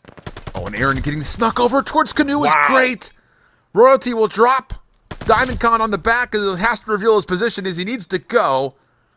But honestly, that immediate response allows him enough time to likely get a plant off. Just comes down to will he be able to get off the bomb in time? He drops it, able to reset, but the double chow is there. And D1 Gaming put together the exact response needed to keep it tight. They definitely do. They needed that one, and a lot of it comes down to Aaron there with the couple of incredible kills. And even in the end here, he doesn't take that full-on challenge versus DiamondCon. We've seen situations around those bomb sites before when there's a player over top of that heady, and sometimes it's a little too easy to combine for 2 when someone gives you a free chow wide like that. So Aaron going big, making a couple kills happen, and finally gets his team on the board. D1 Gaming now need to build off of it. And I'm curious to see what kind of tempo they want to put across here on the offense. Just largely due to the fact that there has not been a lot of success on the stack towards mid, but they're still going to force it through with a lot of SMGs. Good for first blood, but what do you do from here? Aaron a bit stuck as a couple of trade shots came through. Not enough to confirm the kill, but Royalty will still clear out the front side. And oh boy, Royalty's just not missing shots tonight. Rupert 1v1 with Pristini. No good there. And Thresh is caught. Nowhere to go. Goodness, Royalty. Wow. I mean, Royalty has just been so fast, and you could really see him in his playground here making moves just instantly as soon as he gets info, as soon as he tracks down one of these players. He's not letting them escape, and it's just breaking this one wide open. 4-1 the tally. 3 kills there for Royalty in the round. That's one heck of a way to bounce back after dropping the last one before it. Back over to attack. Man, D1 Gaming, they're able to shut down the last one with a good read with the late rotation over to B here, but, opening up with these first couple kills has certainly been a problem here for them so far. Agreed. And Thresh continues to kind of keep himself out on this island, and he doesn't really have a lot of risky, help man. here. I mean, look at the focus. He's got to focus on so many different things. You've got incoming nades that will eventually deal with them. Rupert also looking to push forward, trying to find someone off guard, and it's just a little bit too late on the route. Turns into a free kill for Royalty, or probably for the side of 705 again. It was DiamondCon, I believe, who was able to tally up the elimination. Royalty waiting for regen, then will commit for a plant. DiamondCon keeping the backside safe. And now a 1v1 with Tranks, and the pistol gets the job done. Goodness. Oh, my. Okay. Connor with the pistol, with the headshot here, too. Look at that. It was all in the goodness. head. That was gross. Nice little 2-piece there in the back from DiamondCon. Saves that round, because if DiamondCon drops 1 versus 1, anything can happen there. You know that Royalty's not going to be too far from the bomb after getting the plant down at B. But 5-1, 705 Esports clearly coming out here with a bit of force, and now we start to make that fairy tale story happen here where it's about trying to find 5 rounds in a row here if you're D1 Gaming, and I think they're starting to send it a little bit and going to try to make something happen aggressively, but Classic's ready and waiting, and they've already lost 2. Yeah. Oh, and that's going to do it, man. Oh, it's my. just, It's just a difference right now on the map, and the names of those players are just classic and royalty, man. Honestly, it's scary to see them do this. It really is. It's terrifying to see them in this form. Yeah, that's exactly. That's all I got, Austin. I know you're probably waiting for more. That's all I have. Your turn. You go. It's terrifying. I like it. That's really it, though, right? Like 6-1. You look at a lot of those initial rounds where they lead 3-0, and a lot of it's coming through just those initial like wallbang spots that Classic's kind of pre-firing off the start of every round. And once you get wallbang like once or twice, all of a sudden you start to play a little bit more passive. You start to play a little bit, more reserved, waiting for those pushes to come to you. And by the time those pushes come to you, it's the sub that's right on top of you. And it's Royalty who's doing it with 7 untraded kills. Diamondcon as well. Strong performance here, 8-3. The duo out of Toronto making some work happen up against this D1 Gaming squad that could not find anything. And it does feel like, at least through every single map so far here, Alan, not everyone has been involved, right? The first time it's Thresh that was struggling to get things going through that first rotation of hills. This time around, Traix is not able to find much more than 1 kill, and you just need to be more involved. You have to be stopping players like Royalty from having all of this room and all of this freedom to move around the map. It's interesting, I think, just due to the fact that, we were hoping that this D1 team, after their win in the opening Search and Destroy they played, we didn't get a chance to really watch it from our perspective, at least in the immediate on broadcast, but, Sure. you come through, you win your opening Search and Destroy when you're playing up against Ironblood, who is a very good Search and Destroy team for what it's worth. Yeah. And maybe this map pick was just not necessarily one that they were super prepared for, because it really didn't feel like we saw too much diversity outside of a couple of default setups, and they were default setups that didn't necessarily provide too much when it came to control overall, especially from the defensive side of the bomb. But all of that said, it's an 0-2 start for D1 here. 705 in a great spot to potentially get their first win of the group stage. We'll send things to our brief break. We come back to a Voodoo Control right after this.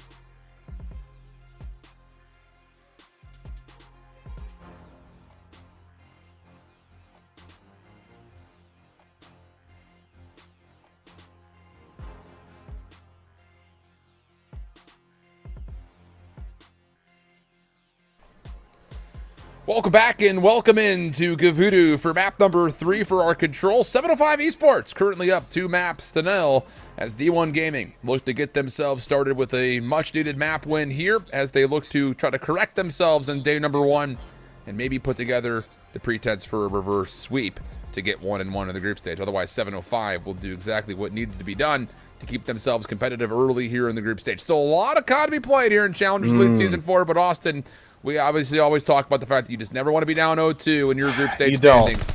It's just never fun to come back from that.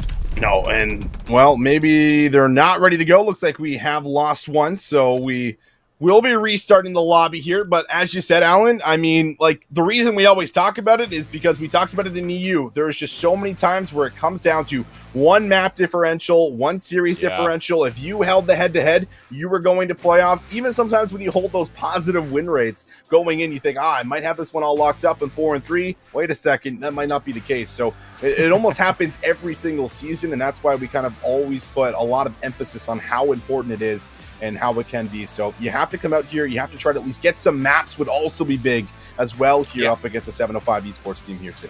Yeah, we know that for tiebreaker situations, map counts always come into play in some form. So these sweeps, if they do happen, can be very, very punishing towards potential tiebreaker situations, which if there was any indication over the last couple of seasons, we will get at least a 3-team tiebreaker by the end of this group stage. I can almost guarantee it.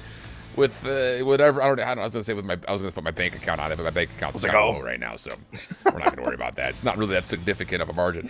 But that all said, I think when you look at kind of what 705 has done, you know, to get qualified in the first place, you got to keep in mind, you know, they went through some pretty tough teams, all things considered. They started off playing up against a pretty solid squad of Bowser and Siski. That was a win there, and then they played up against Censor's team to get into their qualification match versus.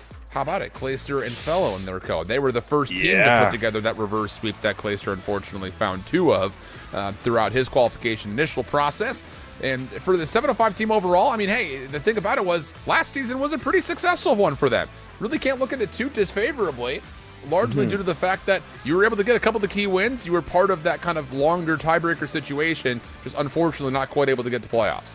Yeah, weren't able to get to playoffs here. And I mean, we look at this team, and I think that a lot of people are going to have at least some expectations with, you know, 2 players that are on the bench of CDL teams. You expect this to potentially be a playoff contender, right? And I mean, you probably say that about every single team, just about, you know, throughout the elites. But, you know, to some extent, you do look at a lot of these veterans, and I think you do hold them to a higher standard. Especially when they're trying to fight for some of these starting, you know, positions and things like this. And you look at Royalty and Diamondcon, you know, they've been on top, you know, throughout the entire Modern Warfare season. They're your Modern Warfare, you know, Challenger Final champions, and get some of those opportunities. And the only way you get them again is if you come out here and showcase that you are, you know, a star amongst the rest that you have here within Challengers. So you have to come out here, you have to make something happen.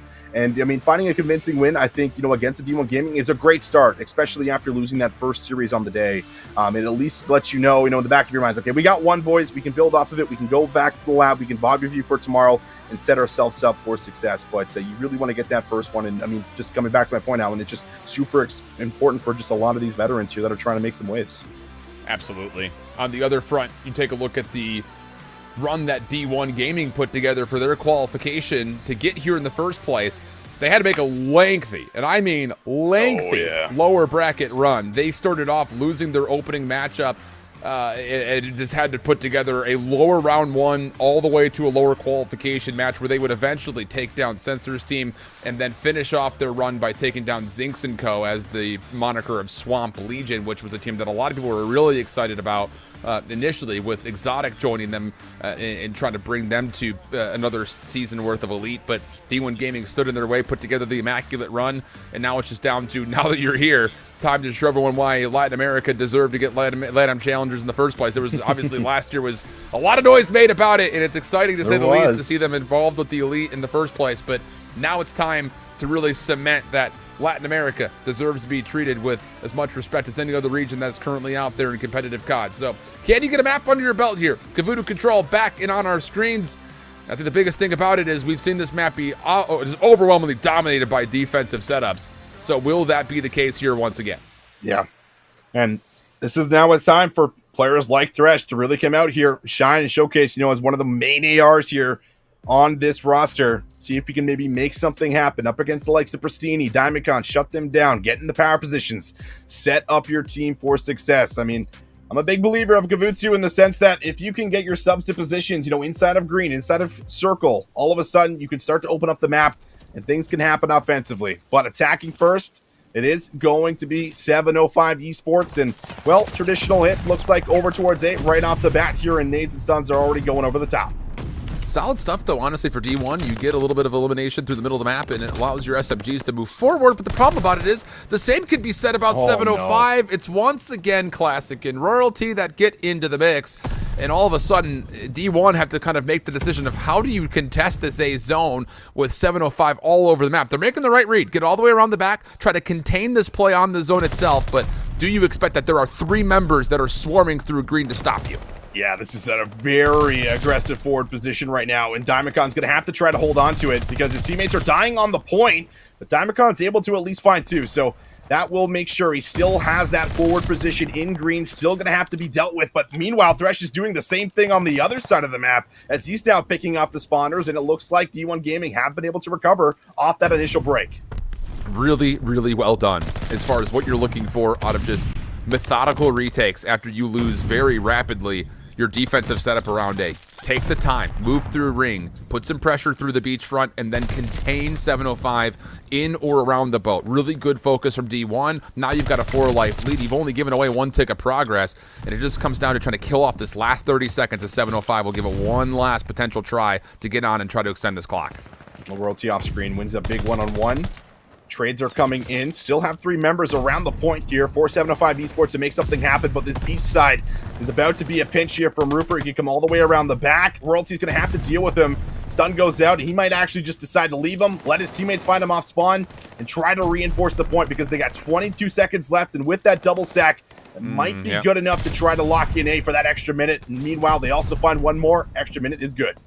Yeah, just a fraction of a second too late for Trakes to come through to try to contest that.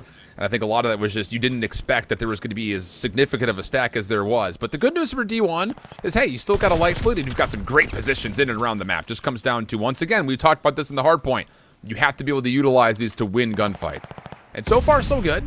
There is an opening starting to accrue, though, as 705 retake boat and will make a play forward in towards green. This is the most significant threat that D1 will have seen around the backside over towards B. Oh, Thresh, how about that? Finds that 2-piece there. Big stuff coming through for him. Trakes all the way in the back, has that flank covered. So the setup is going to still be intact. 3 players got a holding onto circle, and you can't really get to this zone until you deal with the players inside of circle or Trakes to the back. But he's going to come off spawn, and he's going to be right there to attack again. So scary position for the side of 705 Esports. They're going to have to slay out, and they're low on lives. Well done from Trakes. I like this call. You know you're going to get challenged as you try to reclaim over towards B, so why not put some pressure over the middle of the map with the clock starting to dwindle very rapidly. A couple of good kills, though, for 705. Will allow him maybe a chance to get onto the B zone from behind, but Rupert with the double. How about that? The defense looks solid, and it's an 11v2 with not any time for 705 to get back over to B. So sure, it was not necessarily perfect after the initial recovery after the first tick of progress was lost, but hey, you salvaged your defense around B very convincingly if you're D1. Yeah, I think as long as you make sure no ticks of progress go over to B and the zone itself is not captured, I mean, it feels like a win, right? In a lot of ways when we talk about Gavutsu control. So good stuff here for them. Now it's just a matter of at least doing the same thing, getting that first zone inside the ship, and then trying to see if you can edge out at least 1 more tick of progress on B and play for that defensive round, because often not, words are hard. You try to get yourself to that round 5 defense. That's what you're looking to do here. So off the rip here, Thresh on 3 in a row. We'll see what he can do. If he can keep this spree going, this could be good news here for D1 Gaming fans. Yeah, a lot of focus off these opening set nades to try to clear off mid-map. But Classic, even from the backside of Stone Stairs, he still gets 2. And that just seems egregious, to say the least, that he's allowed to do that. He's killing a little bit quicker today, it feels like. Trakes takes down Royalty, so no forward pressure here for 705's defense, at least not initially. A very slow and methodical approach, though, for D1. Allows 705 to get back in the mix, but how about Aaron? A little double off screen. That'll keep things a little bit more pressed, but Royalty still follows up to confirm the trade, and 705 now in control of the beach, and as well as some pressure on the boat itself. Yeah, Royalty still finessing his life just a little bit. Finally dealt with, and now this is your chance here. 35 seconds, so you really need to make this play work out if you're D1 Gaming. And Trakes is going to be able to hold on to his life a little bit longer, gets that regen back, and kind of has that cross covered.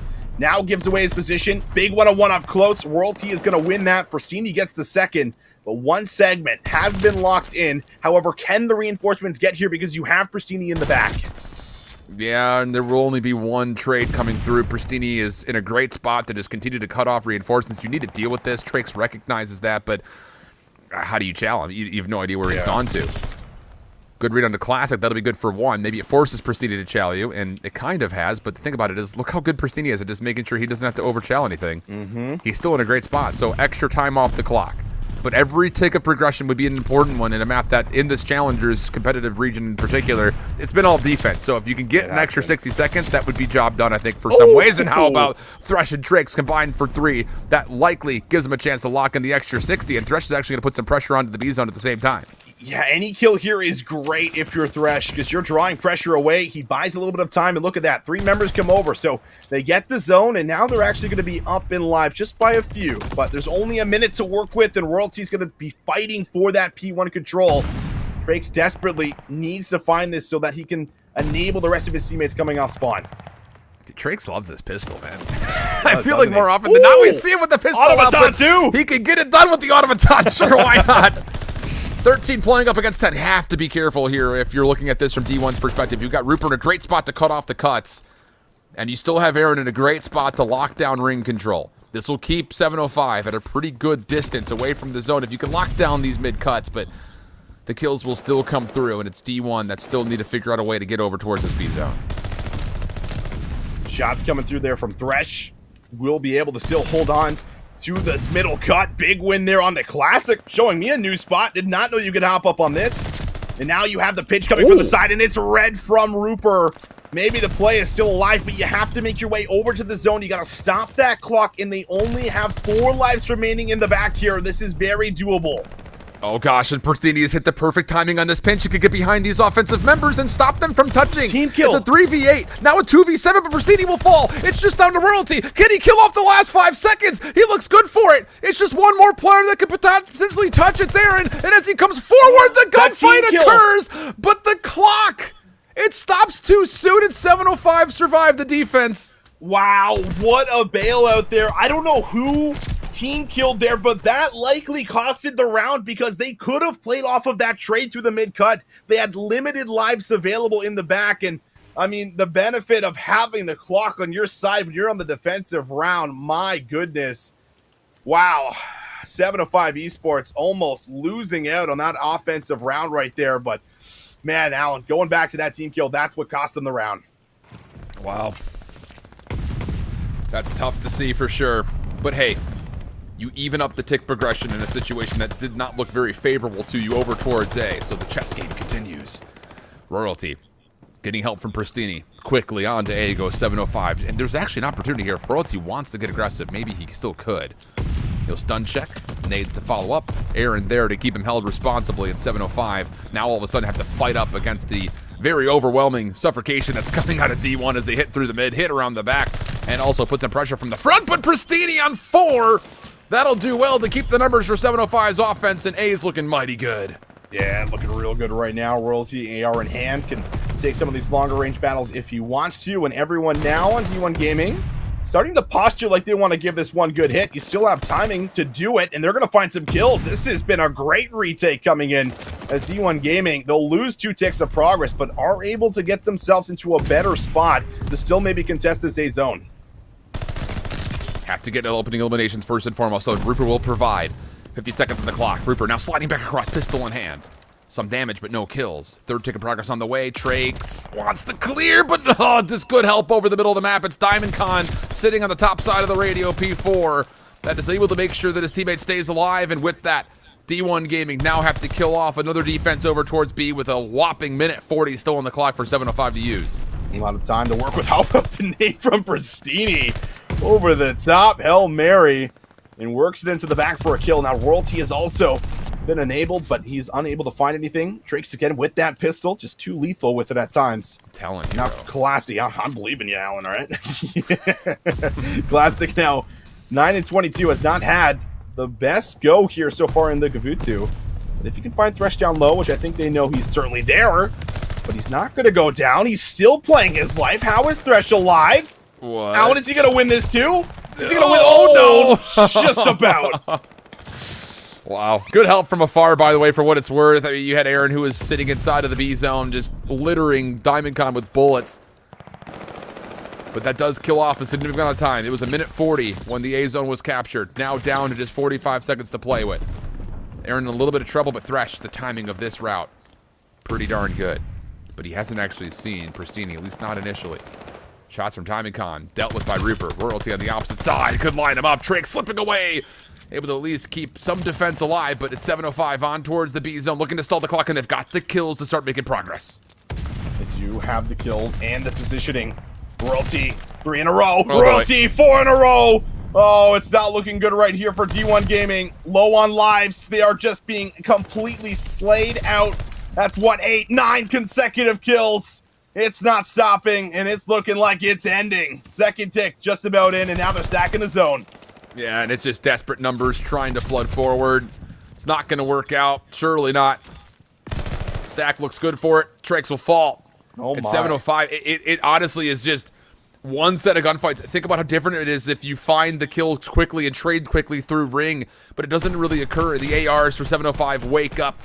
It allows them a chance to move forward, and it's the long flank play eventually that comes in to really take it over the finish line. And now you have to find offensive success here if you're D1 Gaming. If you want to keep this map going, the series going, you name it, need to have a good break coming into this round number 4. They're not going to go for anything cheeky over to B, not going to play for any circle control. It's a 3-man hit with Thresh watching over the middle of the map. You just need to win these battles convincingly and try to get on the zone early. Well, they're on the zone early. That's the good news. And they've kind of kept 7:05 a bit at range. Okay. Yeah, they even pick up the pinch, so here we go. An opportunity to really push through a lot of extra time. First tick of progress is good. Aaron, the only one on the zone, will continue to hope that his teammates can find eliminations, but the nades off the respawn are decent, and oh, boy. Here we go. Aaron on what is 3 in a row would need to put himself likely close to streaks, but very wisely backs off, finds some space to work with, even changes the angle, gets classic on the return, but that'll be all as 7:05 will confirm their trade and also maintain boat positioning. Yeah, Aaron did just about everything he could. Got at least one. Thresh now with another kill on the Diamondcon. Patient play. Pristini will try to push up, and Rupert's going to punish him for it. But only one tick in so far, and you still had presence through the middle, but it's Rupert. It's able to get some assistance there from Trakes to find yet another kill. Second tick, almost in. DC trying to give a bit of a peek, but now it's going to be Aaron from the side, but another team nade there, unfortunately, takes them out, and it's Royalty that cleans up too, and now Thresh is left all alone. Dude, Royalty's been a menace this series, man, honestly speaking. Has he ever? Yeah. Second tick of progress looks good. D1 with numbers in and around the boat, and 7:05 seem to respect the positions that have been earned by the offense, at least for now. But with these eliminations, there's actually a chance to still contest it. Thresh has to win a 1v1 on the outside towards middle. If he falls here, there's an opportunity for Classic to contest, but Rupert and Thresh will hold strong, and on top of that, the extra 60 seconds allows them a real good look to potentially still work towards being extended to a 5th round. Minute 35. Deal with Pristini in the back. That's what you have to do. Easier said than done for sure. The rest of the 3 members, though, you can kind of see them. They're in the middle of the map, not really sure where to go. They do win one battle, but Trakes is going to have to do all of this searching, and he's able to find them. So they deal with Pristini. Now it's about getting inside of ring, and there's no one there just yet. DC, though, he's looking to hold on to it. The isolation is working out okay for 7:05, but they're not really able to get what they think they want, which is convincing control of ring, convincing control of boat, and then the ability to contest mid-map. So those are still things that would need to happen, and Aaron is taking some inspiration from Royalty as he tries to hit around the backside flank, and look at Diamondcon just playing with his food. Eventually does get taken off, but this takes a lot of time and obviously a lot of consideration that, okay, Aaron, you have to wait for the regen before you can really do too much else. Diamondcon looking to search out this last D1 member in the back line, and honestly speaking, looking at the rest of the setup for D1, or lack of, Aaron has to open up this play from behind. Oh, and he does. He finds that first one. This could enable it. Thresh gets the second. Aaron, though, needs to continue to slay out. 8 lives remaining for both teams, and Aaron is going to hop on the zone with 27 seconds left. They stopped the clock, but the numbers they need to get here, they have to help Aaron. Aaron doesn't know where to look at. I mean, they just don't have any ring control. So now it's on to Trakes. He's slipped behind. Pristini's on the hunt, though, and finds elimination. 17 seconds between 7:05 and a 3-0 sweep. And honestly speaking, it's just a desperate attempt that has to come out of D1 if you want to touch the zone. Kills looking decent. 6v3 starts to unfold, and it's Royalty. Oh, how does he win that gunfight? Trakes the last one left alive. It'd be a 1v5, and he needs to get out of the zone immediately. It's not going to work out. And 7:05 will take a 3-0 in the series, starting off their group stage 1-1, while D1 will have to reconsider things overnight before they come back tomorrow, looking at an 0-2 group stage standings.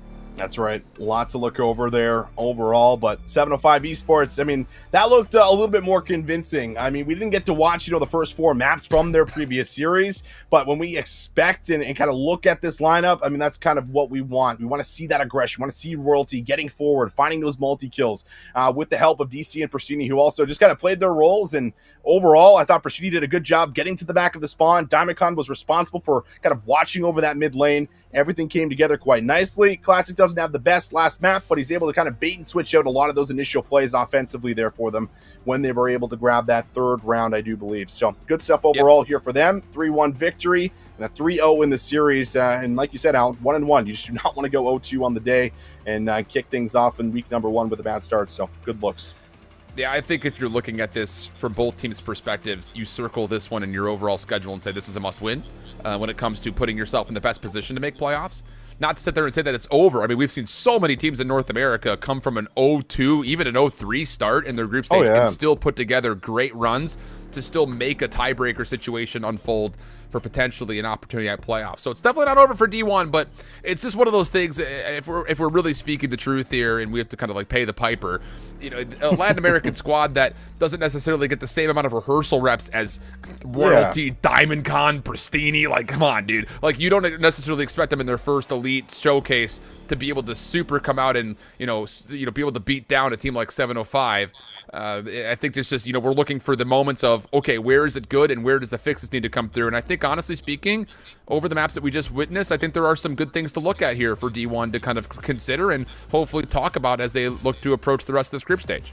This sure is. And I hope they're not too hard on themselves after this very first day in the Elite, because like you just said, there's a bigger picture here. Would it be great to come through, make playoffs? Absolutely. Do you want to try to get yourself, in a spot where you're going to be in the spotlight? For sure. But overall, this could be used as, like you mentioned, just a chance to be able to get the reps in, just kind of be a sponge and absorb as much as you possibly can and put yourself in a spot where you can maybe refine some of these maps throughout some of these map mode combinations, make the veto processes potentially better after you master maybe a couple, and try to be a little bit more consistent when it comes down to the hard points in particular, because the S&D, we've seen some great glimpses of it here and there, and we still have time left at Boston, still have time left for Challenger Finals if you're able to qualify. So use this time, soak up as much as you possibly can, and see if you can get away with a couple of maps, couple series wins. That would be big. It's still huge to even been able to break into the top 8, Alan. So this has been great, I think, to see a lot from the LATAM community trying to get behind these guys. Just a matter of what else they can take away from it. Yeah, and I definitely don't want to sit here and say that again, like we're painting a dark picture, but in the horizon, you can start to see clouds starting to form. So hopefully some redemption will be found tomorrow, but that completes day number 1 of our final season of Challengers Elite. And the first group stage action definitely gave us a lot of excitement across both regions. None more so than what we saw to whatever it takes in our opening series. D1 looked to kind of get Latin America on the map, but still a bit of miss. We'll see what happens as we come back tomorrow for day 2 in both Europe and North America. Same time, same place. We'll see you then.